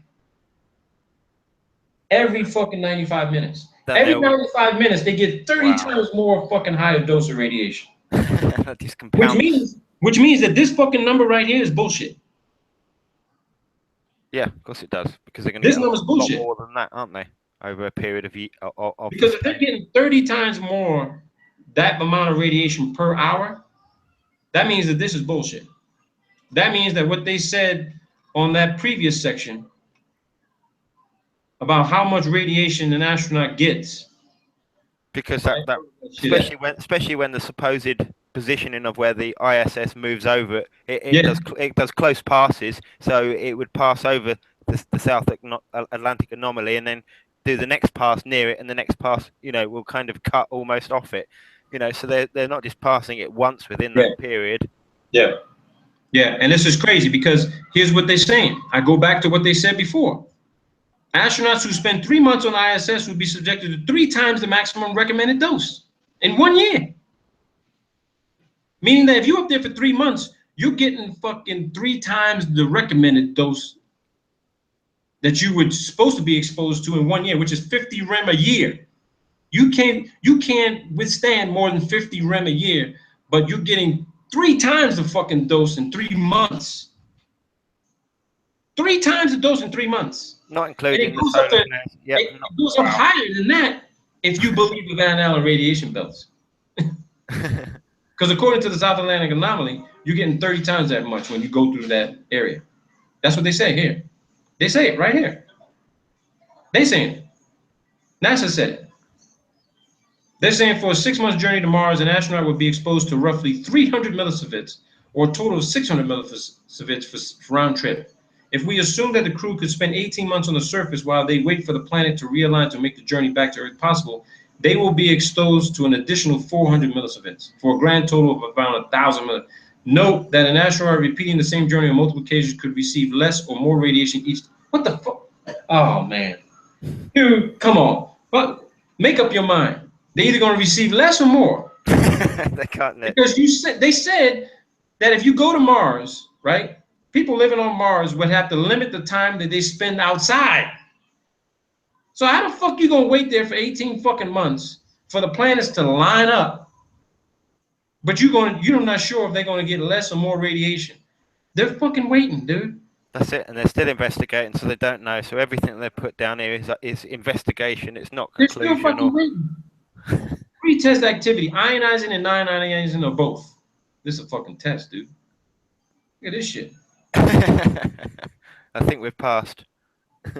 Oh shit! Wait a minute. Is it like a test you gotta take or some shit? Your test to classify items 1 through 16 as using or producing ionizing or identifies the type of radiation. Well, this produces ionizing, right? Ionizing, ionizing, ionizing, non-ionizing, ionizing, ionizing, all this shit is ionizing. Yeah. All of it.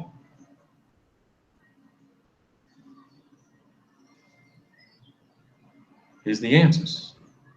What the fuck? Look what they're saying here. Cell phone non-ionizing.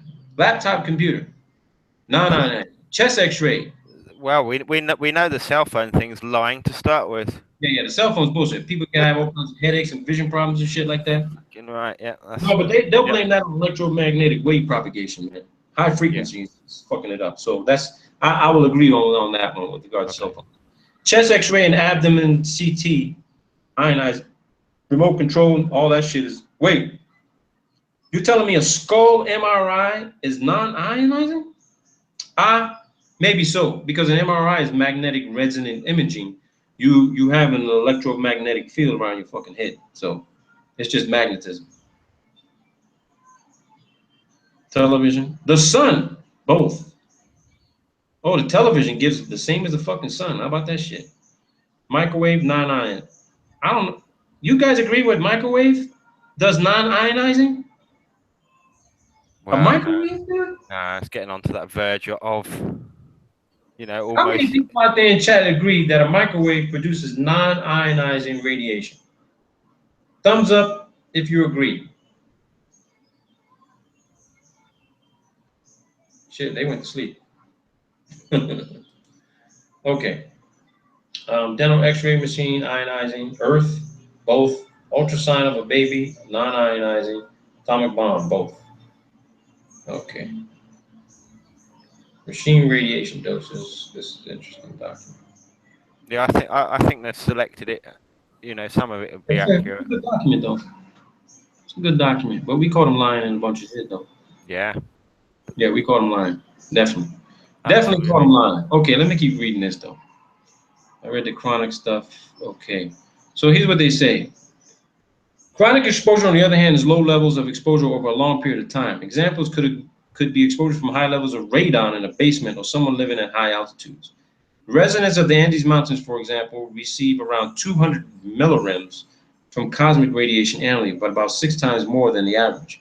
Chronic radiation exposure at low levels presents a much reduced health risk as it is of low quantities over long periods of time, allowing the body to repair any damage made to the cells.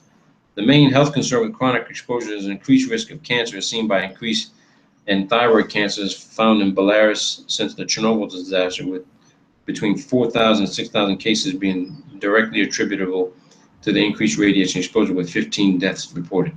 Wait a minute. You got high doses of this chronic, right? But only 15 fucking deaths reported? 15? Yeah, 15 fucking people.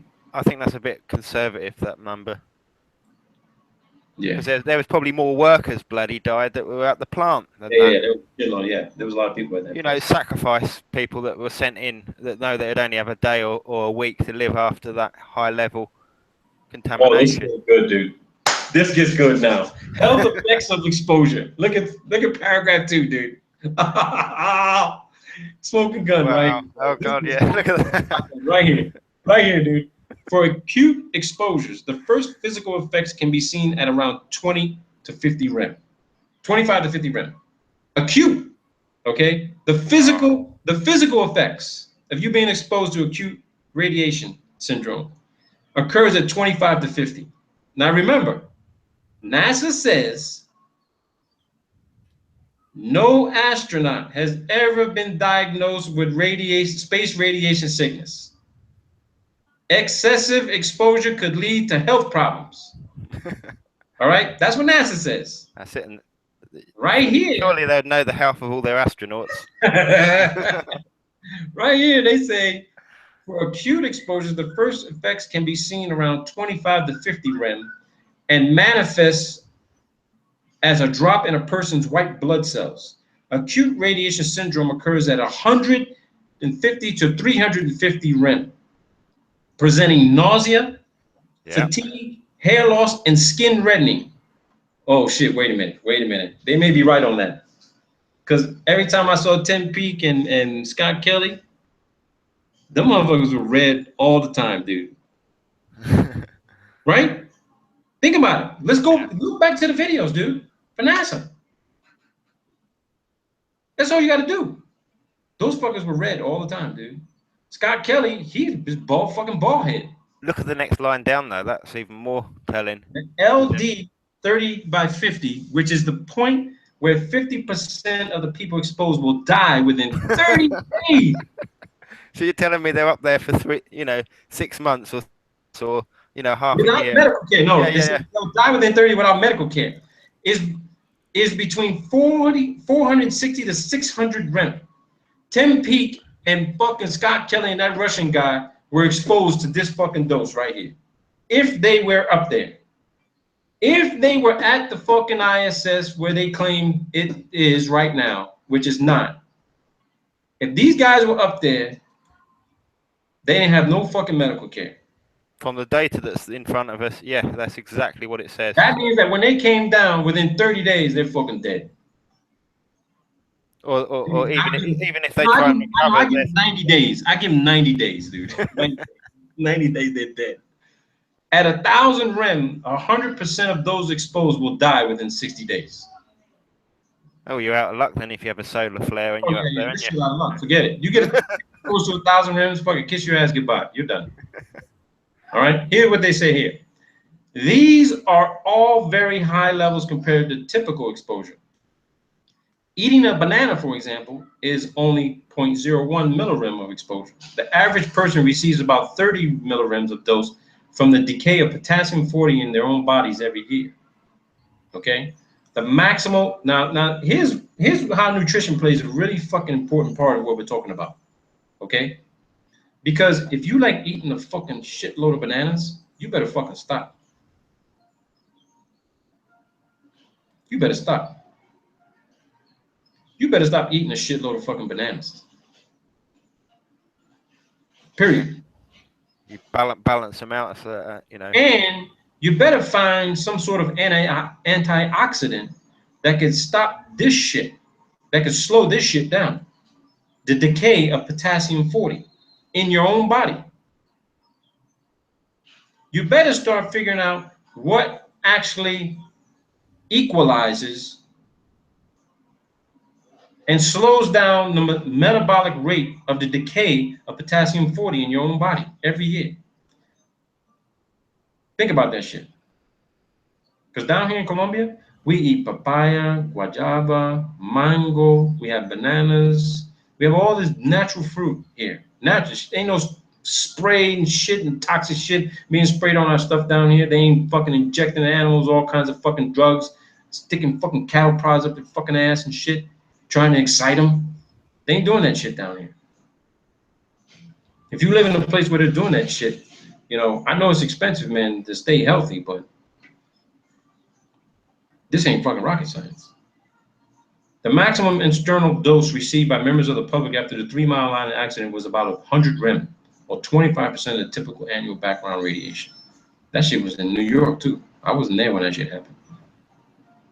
Radiation in food and water. A source of concern for many people is the prospect of radioactive contamination of their food and water. No shit.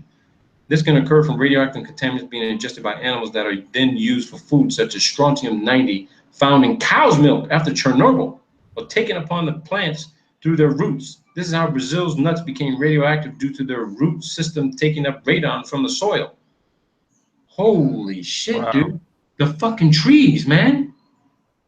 The trees, dude. I didn't know. They're literally pulling fucking radon up from the fucking ground. Wow. Into the nuts itself. Dude, don't drink no fucking Brazilian milk, dude. Shit, they're fucking right on the border of us. On the west side, though. The east side. Damn. In situations where surface contamination of food is a concern, detection with handheld survey equipment can be useful. However, in such cases, contaminated meat or seafood, or contamination of water or other liquids such as milk, it is generally requires the examination of samples using laboratory equipment. Yeah, how many people got fucking lab equipment in their house to test their fucking milk? That's why they say that babies should just be breastfeeding, man. They be taking that artificial shit. Other ways radiation is used: smoke detectors, medicine, radiography, food safety. Irradiated food, yeah. But it does damage the food, and it Yeah, eliminates a lot of the vitamins and. I mean, do you see this shit on your food when you buy it, dude? I've not seen that symbol, no. Yeah, I don't see this shit on our food down here. Does anybody see this shit on their food that they buy in the U.S. or anywhere else? I don't see this. Keep an eye out for it, but I haven't seen it before, no. Just the symbol right here. Yep. It means your food's been irradiated. The fuck? Why? Food irradiation is the process of using radioactive sources to sterilize foodstuffs. Why do you need to sterilize the food? The food, if it's natural, you don't need to sterilize nothing. The radiation works by killing bacteria and viruses or eliminating their ability to reproduce by severely damaging their DNA and RNA. Since neutron radiation is not used, the remaining food doesn't become radioactive itself, leaving it safe to eat. This method is also used to sterilize food packaging, medical devices, and manufacturing parts. Damn, man. Yeah, it's making me seriously worried. Government regulation. This is the last page, people. Given the risk, I don't even want to talk about government fucking nothing, dude. Man.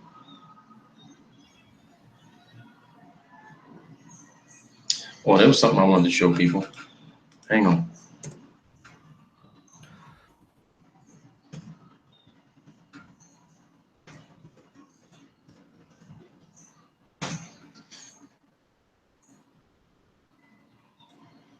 There you go, right there. It's the U.S. radiation map. I want that shit. Hang on a second. Let me turn off a bunch of this shit. Get out of this. I already showed everybody that. Everyone already saw that. Okay, so here's the United States. This is the United States right here. Everyone can see that, right? Yep. God damn. So the yellow with the black on it, these are monitoring stations. Then there ain't a place you can go in the fucking United States where there ain't no fucking radiation, dude. It's fucking everywhere. It's everywhere, dude. It's located near a lot of the actual nuclear sites itself on the map. Dude, it's fucking everywhere. Where the hot zones are. Look, you got let me see something here. Detail maps. The Pacific Northwest. Idaho National Laboratory. Malmstrom Air Force Base. Yeah, they've got a lot of the bases. Surprised they haven't got anything in Arizona. Yeah, let me see the world map. Hold on. This is the world map right here. That's interesting. This is Europe. Holy fuck. Shit, there's a Dude, look at Europe, man. Load in the UK. Wow. Let me go to Monera Lab. That's what it says it is. Monera. Yeah, Monera Lab. Let me go to Monera Lab.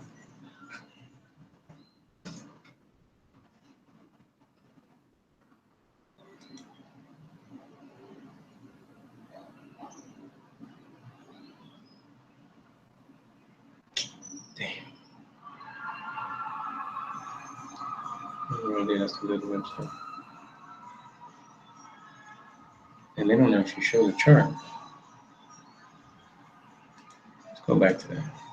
This is Europe, dude. Yeah, that's quite a lot.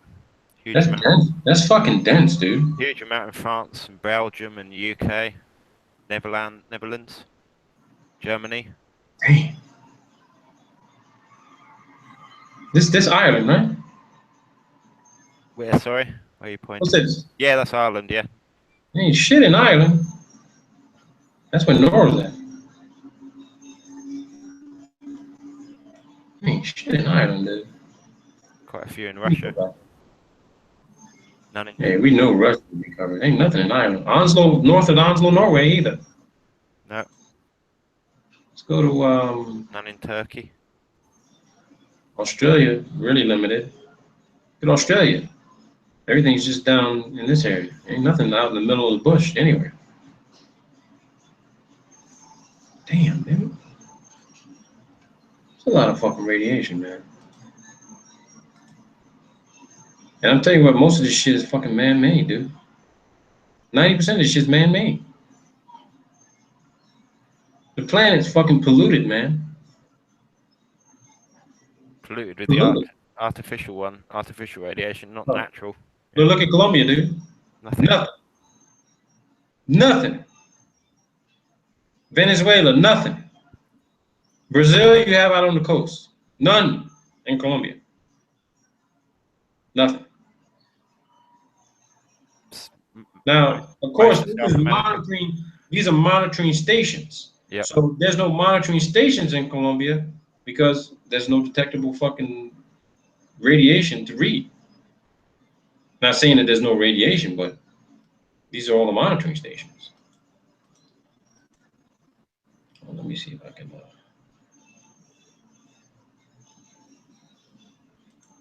Let me see if I can see this. Air monitors by state. Just for the United States. Look at this shit. This ESRI. Look at the chat real quick, Robert. Get some people to call off some states in the United States they may be living in. Okay, I'll read them out as they come up. Yeah. Get some people to read off some states. Yeah.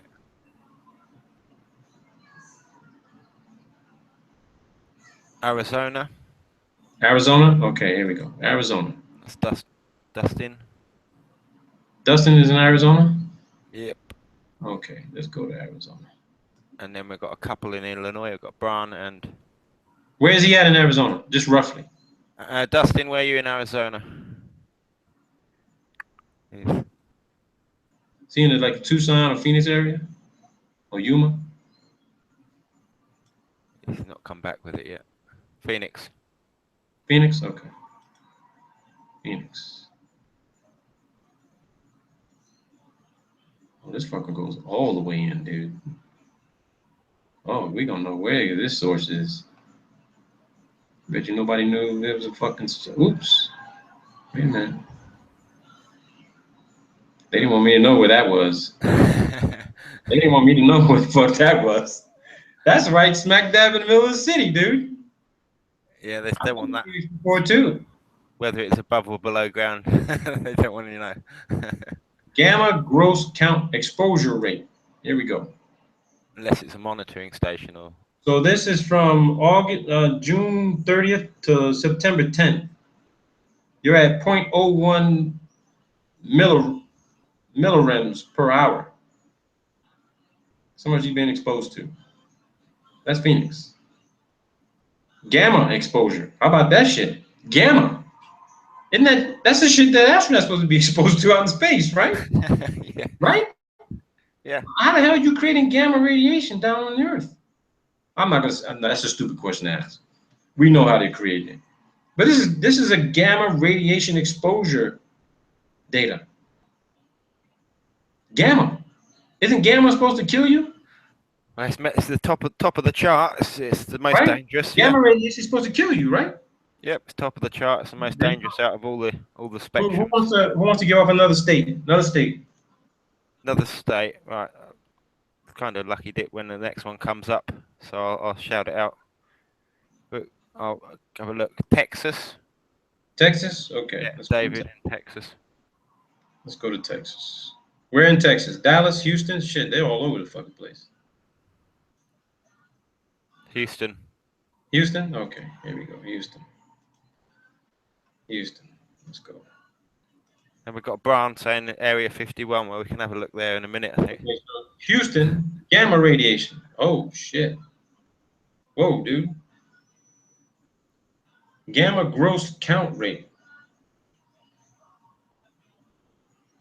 Damn, they don't even want to give the exposure rate. Wow. Arizona did. Air filter analysis. Let me see that. Damn. You guys got radionuclides, plutonium, uranium in the fucking air, dude. U-234, U-235, U-238. Oh, shit. I don't want to live in Houston, dude. Just take your gas mask with you. You'll be Damn, right. that's just in Houston, dude. And they say that if you ingest this shit, you got all kinds of health problems, right? Shit, there So are lots of people that have from health May problems. 14th to September 10th, this is 1,000, let's say, what is this? This is maybe 1,000 millirems, right, per hour. Dude, they're getting about, this has got to be 5, 10. They're getting about 1,100 millirems per hour, bro, per day, per week. Yeah, this is every week. Yeah, this is every week. Every week, dude, they've been fluctuating around 1,100 to 1,500 fucking millirems per every week, bro. Wow. They're writing this round. Gamma radiation. So you'd be glowing in Houston. No, people got a shitload of problems, man. Medical problems. Yeah. Give me another state. Okay, I'll just scroll up and have a look at the last. Dude, that's crazy, man. That's fucking crazy. And Okay, people wonder why we they got get- Boston, Massachusetts. Boston. Okay. Yeah. Let's go to Massachusetts. Lewis. Oh, Boston. Air data. Okay. Okay, let's go to. Damn. Boston got it worse than fucking Houston. These guys they're about 1,700, maybe 1,800 millirems per what's this, per week? Yeah, per week. That's a lot higher. Air filter analysis. Same shit in the air. They get the same shit in the air, man. Gamma emitting radionuclides.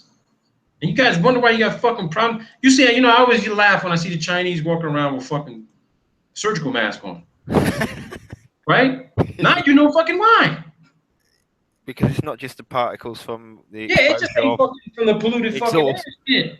It's not from the cars. It's from everything. It's from everything, dude. That's why that's why in the military, Boston got it bad, dude. you have your nuclear contamination gear, your NBC kit. Boston got it. And this is fucking EPA.gov. This ain't no bullshit ass website. Well, it could be. Yeah, it could be a bullshit website. Look for yourself. Damn, give me one more state. Give me another. Okay, we've got Mitchell. So we've got Cramhammer, Mitchell from South Dakota. South Dakota. Okay, here we go. I think South Dakota is pretty clean. I think it should be. Should be. Oh, damn. They're up there with Houston. They're up there with Houston, dude. This for every week. Every week, bro. These are high doses, man. This is per hour. This means if you're outside and you're fucking inhaling this shit, you're running around doing your nighttime jogging or fitness or whatever, that kind of shit, you think you're all healthy. Eating that fucking Monsanto fucking radiated food. You're not. This Pierre, South Dakota. Pierre, South Dakota. It's crazy, man. Give me who else? One more. Okay, we've got Dave from New Jersey, Denville. Oh, New Jersey's a fucking waste dump anyway. Edison, New Jersey. Yeah, I'm serious. New Jersey is built on a fucking landfill, dude. That's why when you go to certain parts of New Jersey, when you enter New Jersey, it smells like shit. It smells that bad. But look at the radiation level. Look at the gamma radiation level. It's pretty low. Not too low, but it's low. This is Edison, New Jersey, though. Lower than the others. It's way lower than the others. But see, you know what I think is lower than the others? Because they're right on the East Coast, so they get that wind blowing that shit to UK. Yeah. Just shoves it across, yeah. They get that wind blowing all that shit to UK. Oh, damn. Wow, that's not good. That's probably why there's so many deaths in the West, along with all the food and everything else. You're getting a radiation dose, aren't you? Well, they don't give you anything for Whether it's small or not, you still, gamma rays are not the healthiest. United States, man. They don't even have nothing monitoring the rest of the fucking world, bro. They keep that quiet. Especially if you have in areas. I mean, in the UK, you've got places like Sellafield and other facilities that, some of them are so bad it makes the bad ones in the United States look good. So check this out, man. Did you know the fucking Dominican Republic had a fucking nuclear power reactor? No. I didn't know that shit either. Radcon. Wow. I didn't know fucking Dominican Republic had a fucking nuclear reactor, dude. Wow. How about that shit? And it's out in the middle of fucking nowhere, and nobody probably knows about it. I bet you the people in that country don't know that they got a nuclear reactor smack dab in the middle of the fucking jungle in Dominican Republic. Because you're not going to know, and if it's guarded by a government facility, then it's. Yeah. I didn't even know that. Machine guns, they quite happily shoot you. I had no idea. I didn't even know that till just now. Puerto Rico, I definitely knew because you got the Navy out there. Yeah. Puerto Rico, I didn't. Big facilities, docks and ports and that. Oh, no, that's not Dominican Republic. That's Dominica. Holy shit.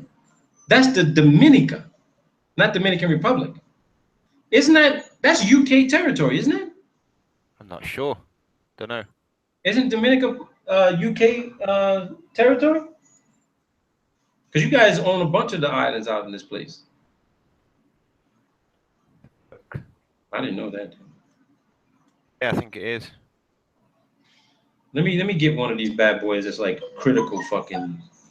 Okay, here we go. I want this one here. Because this is Radcon 3, elevated.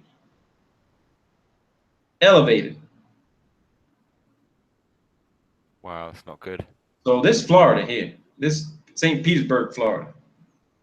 And I guarantee you that the people living in Lowe's City don't know that this whole area right here is highly fucking radiated. And this is probably where people live too. This is fucking people's homes. Wonderful, isn't it? And there's a fucking shopping center, dude. Crown's Auto dealership. Oh God. Oh, dude. These people probably thought they got a good deal on their houses. And they're living in one of the highest fucking concentrated fucking areas. It's called Intrepid Power Boats. Now, let me tell you something. I'm going to get fucking conspiratorial on this. If this is a company that actually sells power boats, either this is a bullshit company and this doesn't exist here, and there's something underground in this place right here. Right. Because this is a business area. Business and residential. But there's enough radon early warning radiation system. Right there. That's a hot spot right there. Hey, John. What's that? What's up? Come back. Look at that shit. Fucking hot spot in St. Petersburg. Those people don't have no fucking clue. Let me go to another hot spot. I want to see if I can find one like this. There's got to be that somewhere. Oh, they got one in North Carolina. Look at these other hot spots in North Carolina. How about New Mexico? New Mexico? Yeah, Area 51, that area.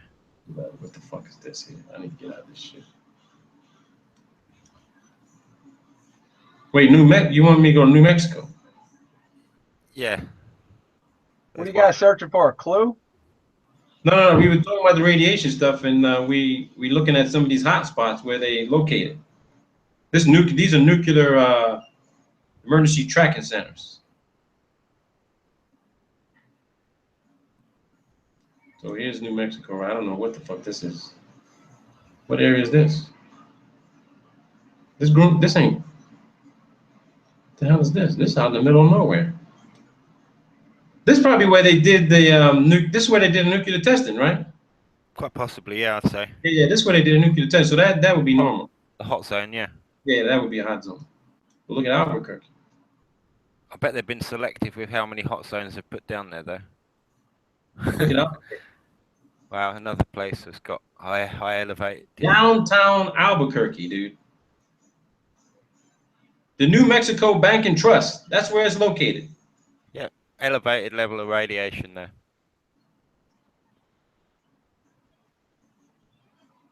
Something in this building.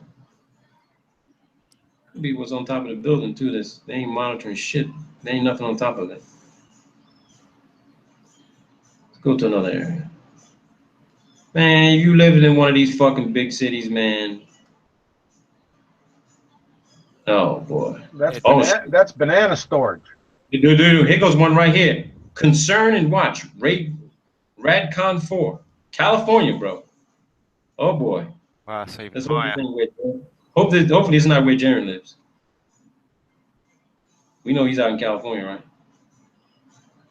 What the fuck is this? This is Sequoia. Where is this? This right outside of San Francisco, right? Eureka, California. Now, is that because they're getting the wash over from Fukushima? Dude, I have no, I don't think so. No. This is an old building. They're saying this is was concerned. They need to watch this fucker. This area. Yeah. These people here have no clue that this whole entire area is being surveilled and monitored.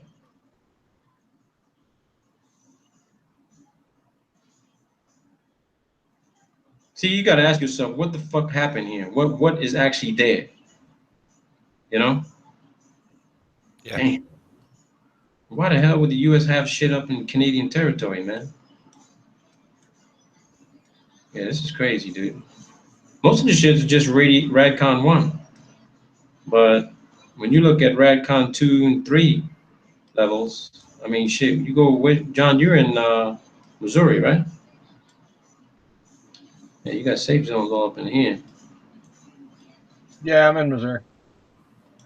Look at New York rising. Let me see. That's right on the tip of fucking Manhattan, dude. In Tribeca. Oh, fucking the IRS, dude.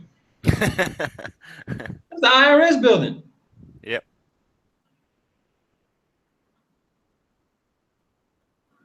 The IRS building, bro.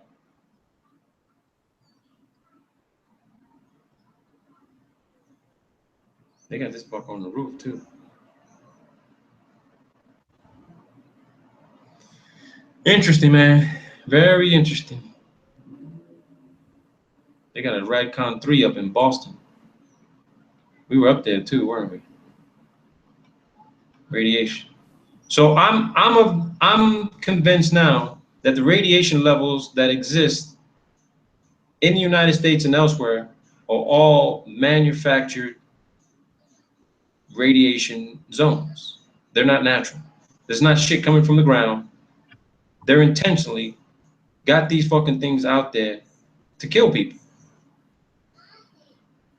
We're talking about gamma radiation, Jay. We were looking at the gamma radiation monitoring stations around the United States. Houston had the highest level of fucking gamma radiation exposure. Every week they were exposed to almost 10,000 fucking millirems per hour. Per hour, Jay. It's not good. Yeah. Oh, that's fucked up. This right across. That's a courthouse? No. JSA Financial Corporation. What else is in this area?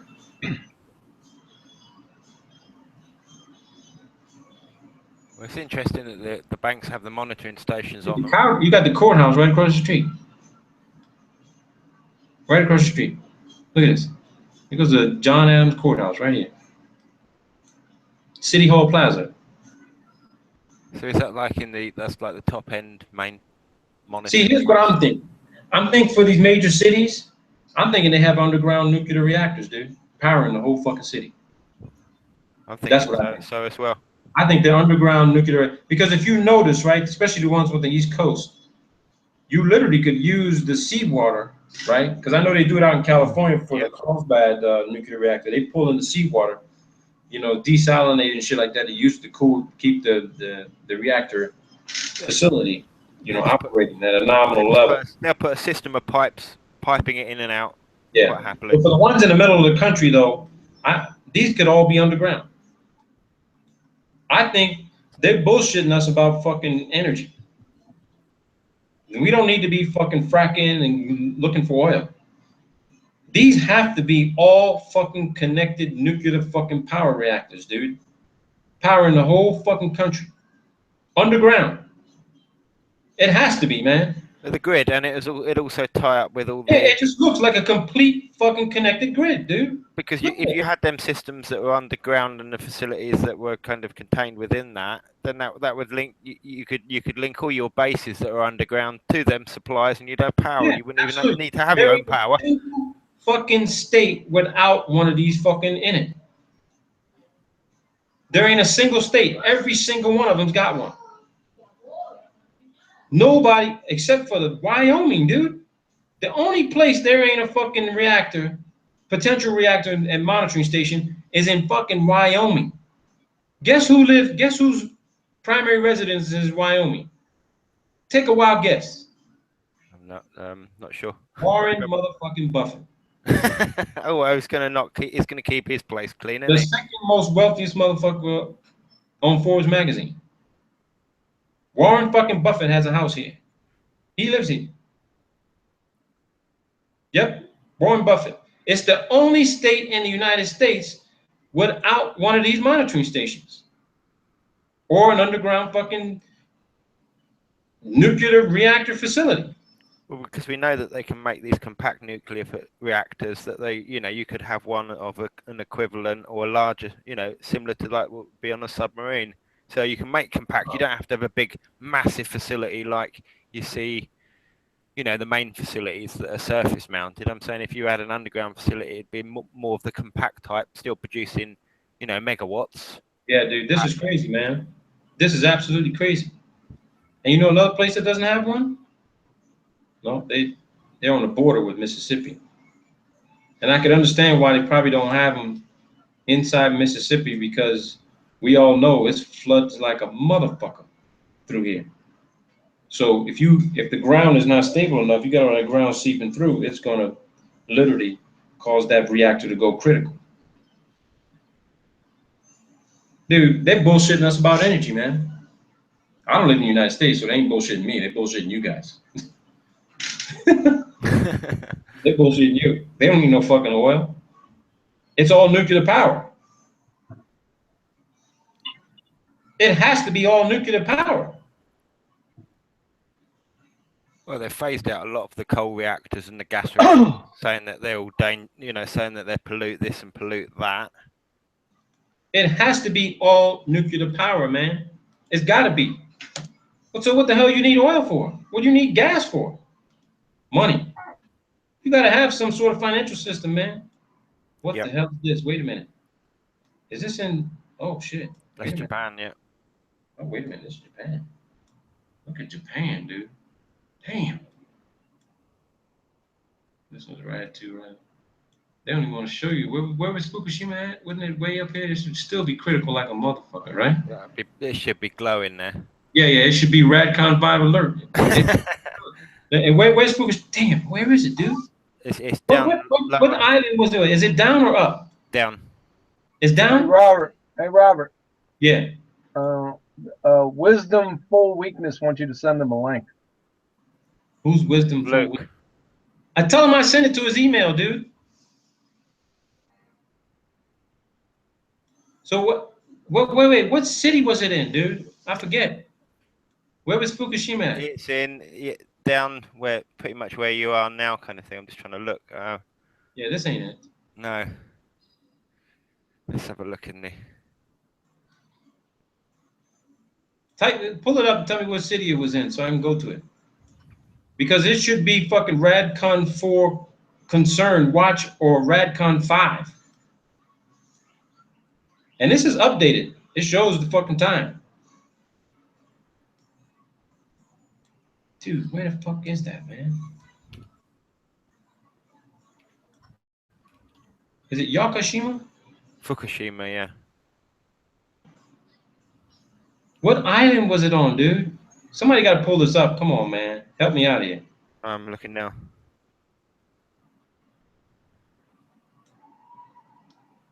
Dude, this shit is crazy. I'm just looking now. I'm going to be able to bring it up. Right. Daiichi. Daiichi? So let's have a look. So that's above Toka, and let's get a better map. So it's just below Sendai, like I said, so weren't too far off that. So let me see where you are on that. So yeah, Sendai is further up. Okay, so go further up. Yeah, so it's kind of like probably where that nuclear. Yeah, they don't make it very clear. Oh, bro. So it's on the Fukushima is on the city of called Tuma. Oh, here it is, Fukushima. Yeah. There it is. Below Magura and above Toka. Wait a fucking minute, man. Here's Sendai. Yeah. You say it's below Sendai? Yeah, it should be just around about there, yeah. Dude, here go Fukushima right here. Hey, Robert. Okay. What's up? Luke and a Wisdom of Full Weakness said the links are not working. Man, come on, bro. Man, he fucking. He gonna have to stay. I sent it to him, dude. It should be working. Damn. He gonna make me go. I can send it. I'm doing a share screen. Send it to him, man. Yeah, I'll send it. Yeah, just send it to him. So this is where the Fukushima power plant was, right? Over in this area. This is where it was. Now, I don't give a fuck that they turned it off. But why isn't it showing anything at all? Was Fukushima a bunch of bullshit? Can we say that? Well, if they've turned it off, it's questionable, isn't it? Yeah. Why would they do that? Can we really honestly say that? Jay, what do you think, man? Because it's a real-time map, Jay. It's close to real-time as possible. It's showing today's date, 8/9 at 7 p.m. This is what's your question? It's showing 8/9 p.m. This is animated. Yeah. What's the question? Can we say that Fukushima maybe was just fucking bullshit? Based on what? Based on this fucking map, John. There goes Fukushima right here. The fucking reactor is way the hell over here, dude. This Fukushima here. The reactor, as you keep going, the power station is out in this area. Here goes the power station right here. Where supposedly that accident occurred. Yeah, the city. Remember, the tsunami came over this fucking seawall. The tsunami came over this seawall. Right.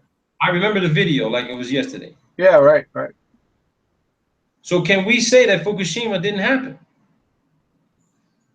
What the fuck, bro? I don't know why we would say that. It sure as hell didn't happen here, John. Because here goes the city of Fukushima right here. Yeah, but yeah. I'm not seeing the connection. What, dude? Did you go away and drink? I think it's probably because. What do you mean you don't see the connection? What should happen is there was a nuclear accident, a fallout. Three nuclear power stations are meant to blowing up, and that means you've got 3 times the equivalent of what happened at Chernobyl. Well, I don't know. So it's Chernobyl on steroids, which means that area should be lighting up like a Christmas tree. Exactly. So you should be seeing a shitload of these monitoring stations. So they should be 4 or 5 or above. you know, because you're not going to get that amount of radiation that they haven't cleared up that's still there pumping out I supposedly. mean, they show all of this, the coastline being monitored of every station they have. That all should be black. Come on, dude. Yeah. I ain't even gonna go. Look at Okinawa. We know this is a military base here. As an example, that there was more radiation in America than there was in Fukushima. Yeah. In LA, wasn't it? Or no, Yeah. California. Yep. So that in itself, you know, why would you have more in the US than you would in Japan when they've had a nuclear disaster? Yeah, dude, I don't understand why that's not even registering here, man. Either the nuclear thing is a load of BS, or these monitoring stations are that, or you know, it's one or the other. It really is clear, isn't it? It has to be, man. You can't come to any other conclusion. It's got to be bullshit. Yep. I mean, this whole area should be lit the fuck up. Yeah, it should. This whole area, they should be monitoring all over this. They were supposed to be monitoring the entire fucking coastline, man. This whole coastline should be monitored. There should be monitoring stations all along this. And those are the ones that would be the highest active, because that's where you got all the outflow from And if you look at the RADCON levels, right? They're supposed to be watching this shit. It should show this level right here, RADCON 4 or RADCON 5. Yeah. That's what it should be showing along this coastline here. It's not showing that.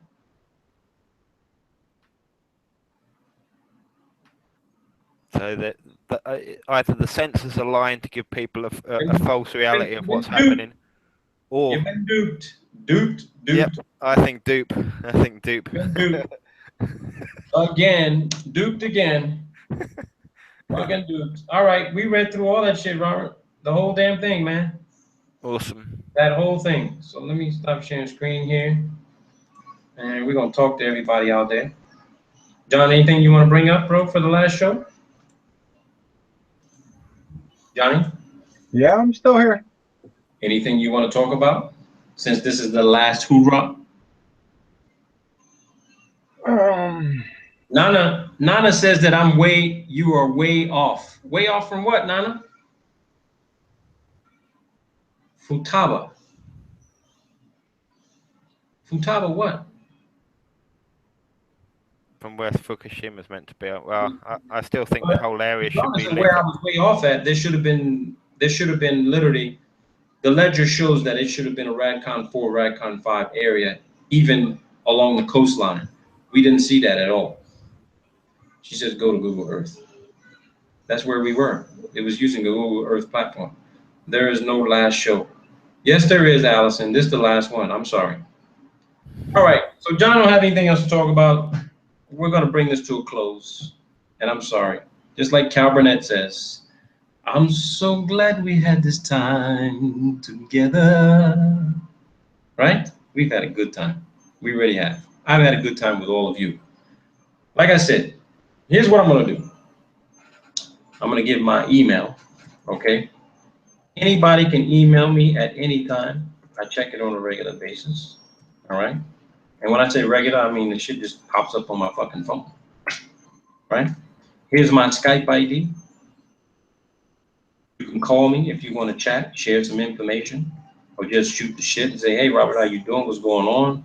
You know, you come up with any new information. So if you want access to the cloud account, you're going to have to email me. I'll send you an invitation. There are people who have access to it. Robert, please explain the conversation with you and Lee. No, I'm sorry, real eyes. I'm not going to explain that. It's already been explained. So if you missed it, here's what happened. In a fucking nutshell. Someone who pretended to be my friend for over 4 months, we were having private conversations. I was upset, I was angry, I was ranting, just like everybody else does. When you fucking angry with somebody, you say shit to somebody else, you know, you just having a talk with, and you talk shit about them. Those calls were 4 fucking goddamn motherfucking months ago. They were not just fucking weeks ago. So this guy didn't tell me he was recording the fucking phone calls. He didn't get my permission, none of that shit. He just did it for his own fucking purposes and benefits to bring attention to the shit he talks about. So if you go into his motherfucking channel, you see the shit he talks about. If you want to follow him, fucking follow him. But where I come from, my friends are out there in chat. If we've talked to each other, I consider you my fucking friend. We don't record each other's phone calls. But where I grew up in the South Bronx, you record somebody's fucking phone call, you either a fucking snitch or you're an informant. And snitches and informants, they get what's fucking coming to them. Period. I'm not gonna do shit to this motherfucker. Karma's a bitch. Everybody gets what's coming to them. But before that shit came out on fucking YouTube, I had a conversation with Bob Noble. Period. As far as I'm concerned, we're cool. Bob, he says shit about me too. The shit wasn't recorded. I never heard it, but I can just imagine what the fuck is being said about me behind fucking closed doors when you talking with your fucking friends. My shit happened to be recorded and it came out there. I didn't fucking apologize to that shit. I didn't take that shit back. I said it. That's me. Period. You don't fucking like it? Hey, fuck you. But where I come from, friends don't do that shit. That motherfucker's not my fucking friend. And had I been living in the United States, same motherfucking county as him, I'd have kicked his motherfucking door down and smashed his fucking jaw in 19 fucking places. So understand, I don't appreciate that type of shit. You got a problem with me? You send me an email, let me know. I got a fucking problem with you, man. I want to talk to you. Because I've actually had people email me, give me their fucking phone numbers, we get into an argument, and the next thing you know, we're fucking best fucking friends, man. Fuck you, David.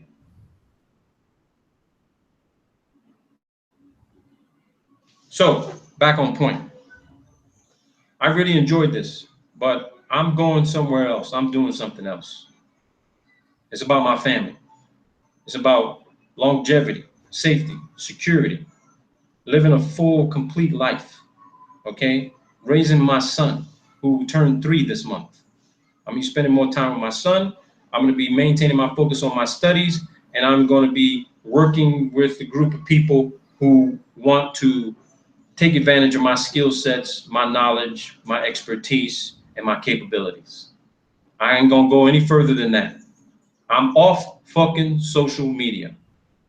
You ain't gonna find me on Facebook because I don't fuck around with fuckbook or Facebook. You ain't gonna find me on fucking LinkedIn. You ain't gonna find me on YouTube. I ain't gonna have no sock puppet account, none of that shit. I'm out. I'm gone.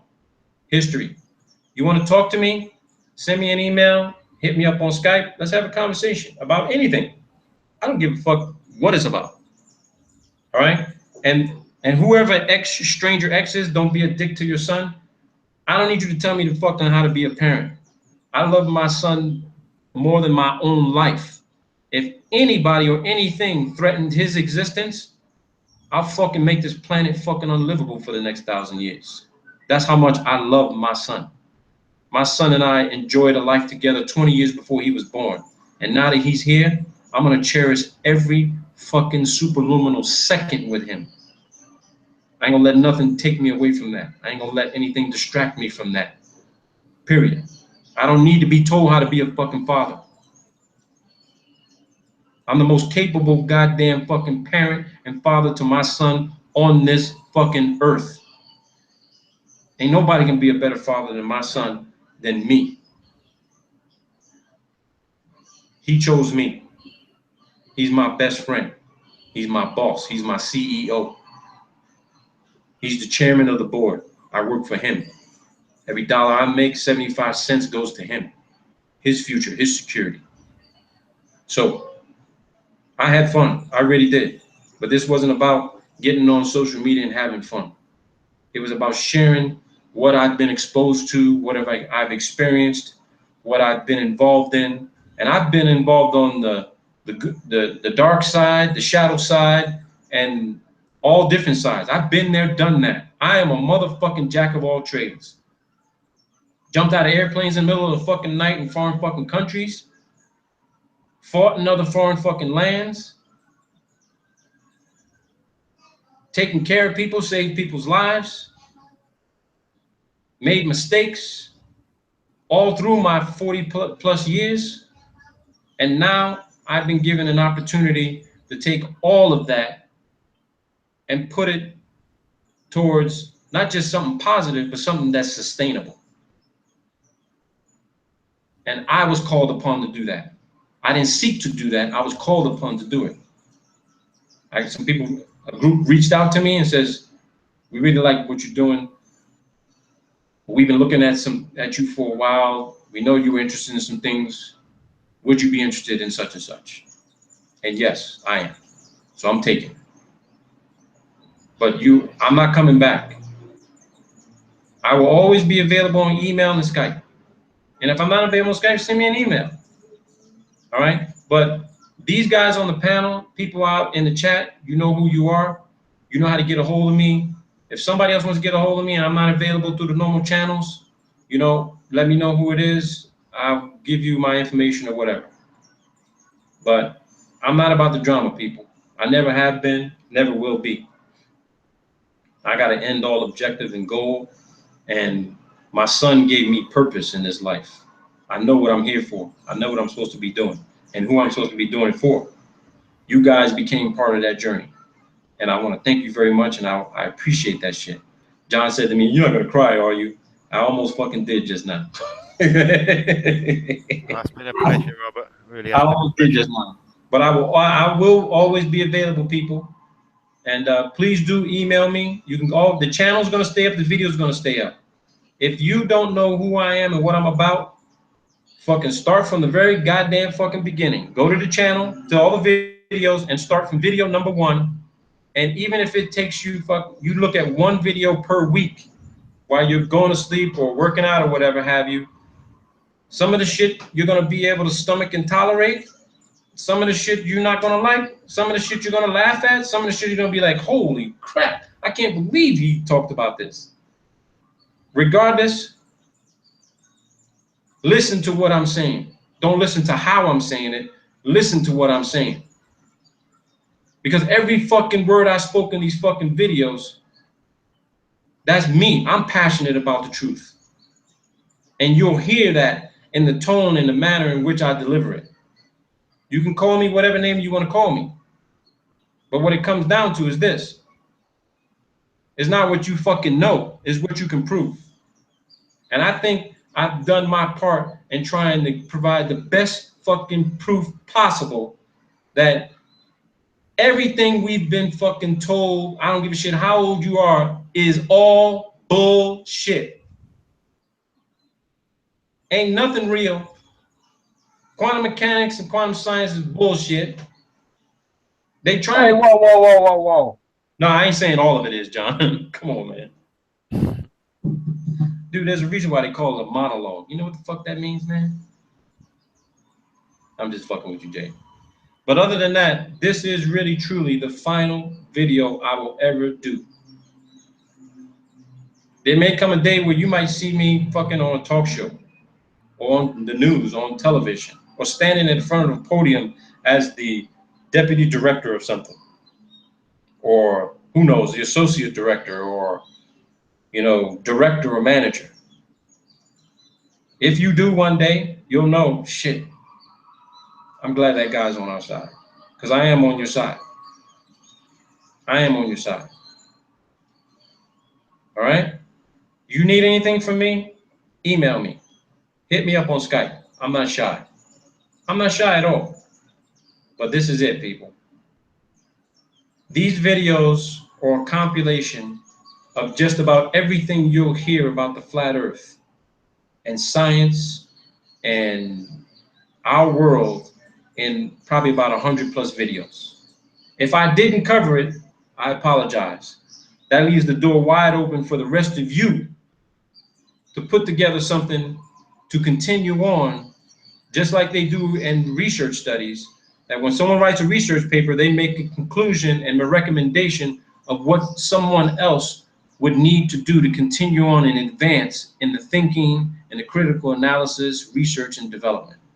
So I'm leaving you with this show to tell you, you've got enough information to go out there now and put out some unbelievable information that can be much more clear and concise and palatable and tolerable and constructive and informative and detailed than I did, because I didn't put any money into how I was doing it and how it was going to be put together. It just naturally just came to me, and I just did it.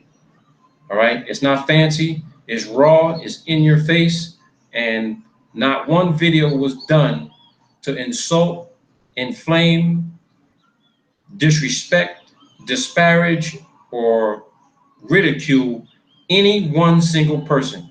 If I said something in a video that hits a fucking nerve, instead of making a comment, a negative comment, telling me you don't fucking like this, you don't like that, and I'm this, and I'm a piece of shit, whatever, you need to ask yourself, damn, he said something that really pissed me off. That shit must apply to me because it pissed me off. So again, I love every fucking single human being on this planet. We all are born geniuses, but we choose to be ignorant.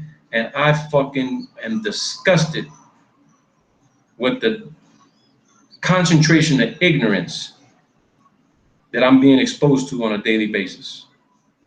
And that's why I surround myself around the people who are watching and listening, and the guys that were on the panel, and the guys who have been on the panel, because they provide the equilibrium to my thinking, my demeanor, my behavior, my attitude. And I've gone off fucking reservation a few times. I've said things to people that, you know, I'm not saying I should have said it, but I said it. It might have been at the wrong fucking time and in the wrong manner, but I fucking said it. And I don't take any of that shit back. I own it. Take ownership. You're responsible for yourself.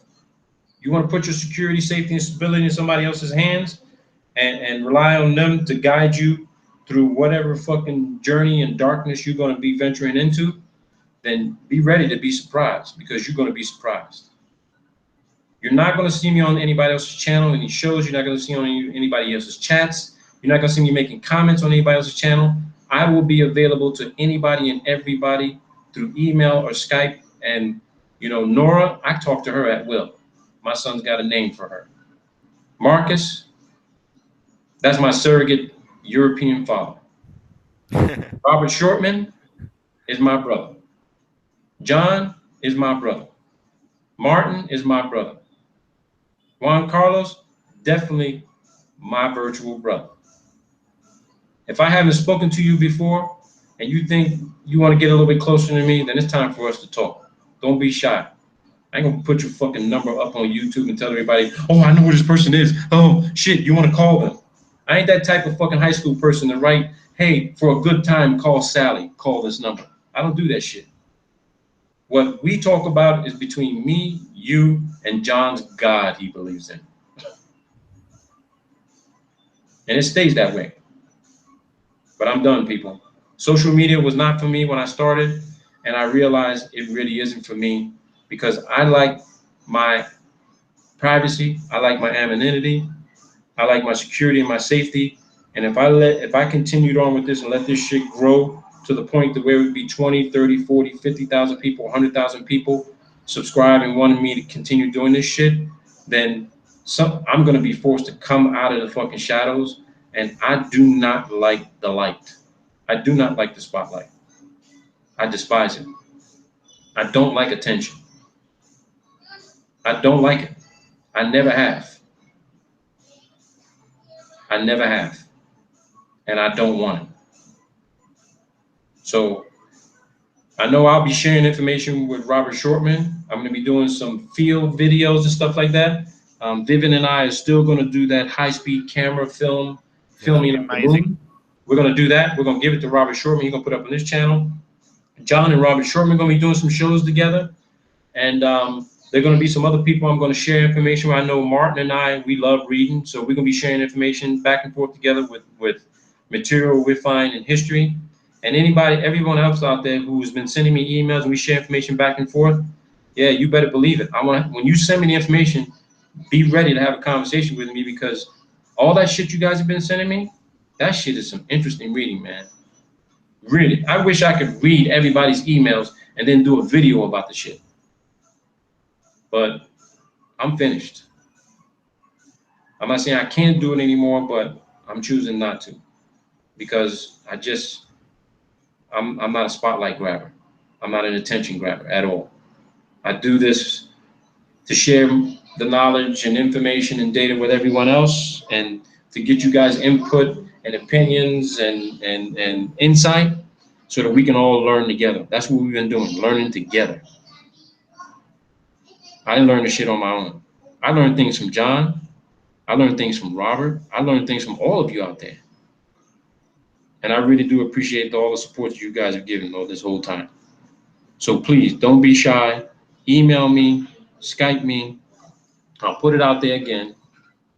And, you know, I even respond to fucking trolls, man, who call me all kinds of names and shit like that, you know. But lately, I got to be careful, because talking to the wrong person, my fucking calls get recorded and shit. I might say something to share with somebody I think I'm comfortable with, and then the next thing you know, they're trying to get me fucking killed.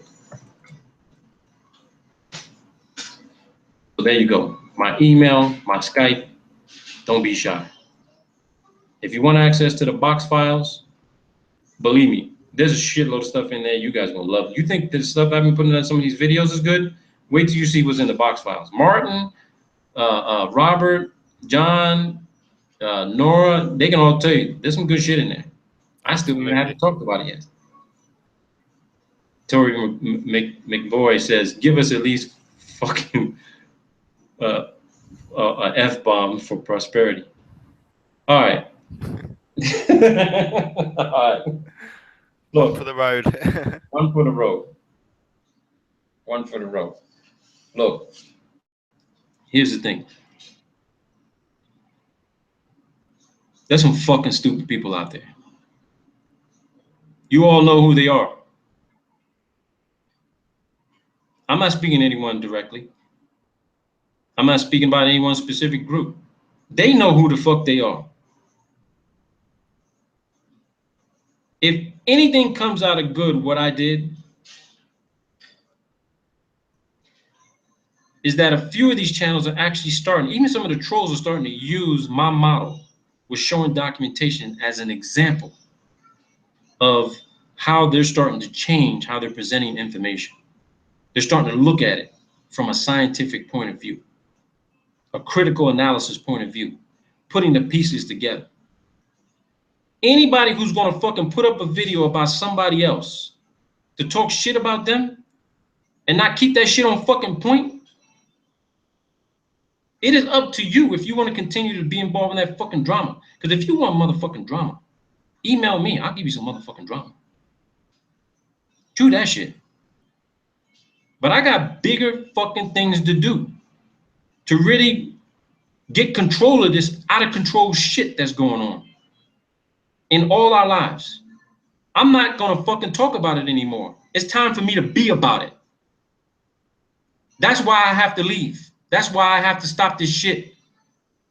Because I ain't got the time to talk about this shit and not put equal time into being about it. So I'm being called to be about it, not fucking talk about it.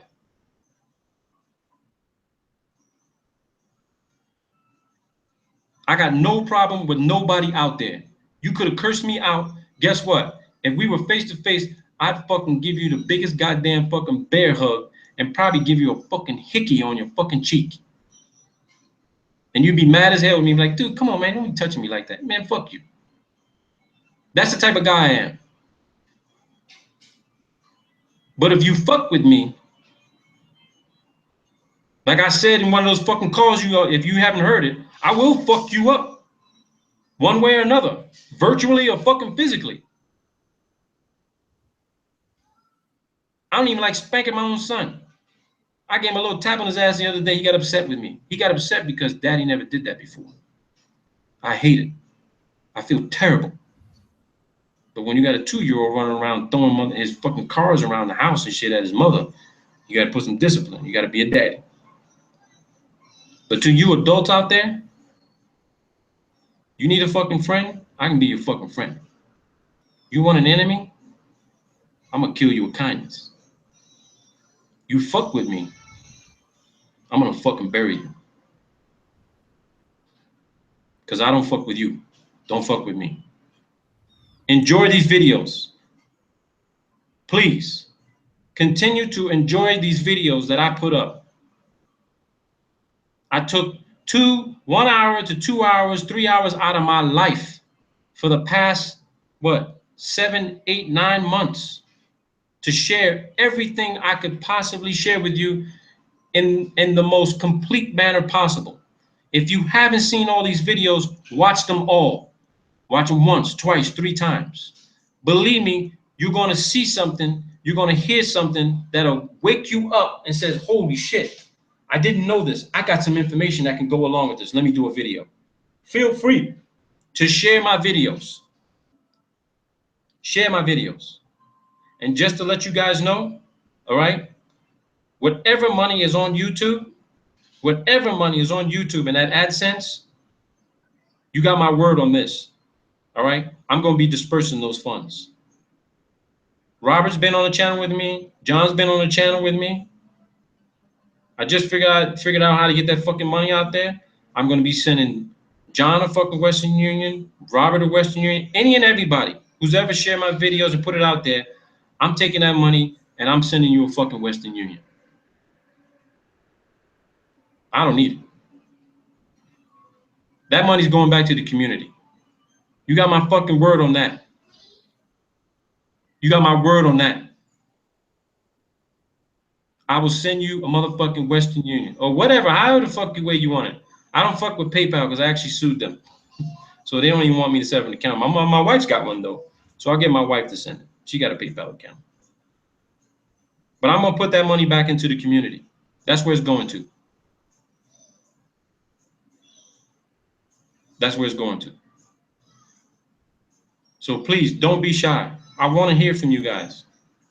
I know you want to hear from me, but don't count on me telling you any details about some of the shit I'm doing because I ain't going to be able to tell you.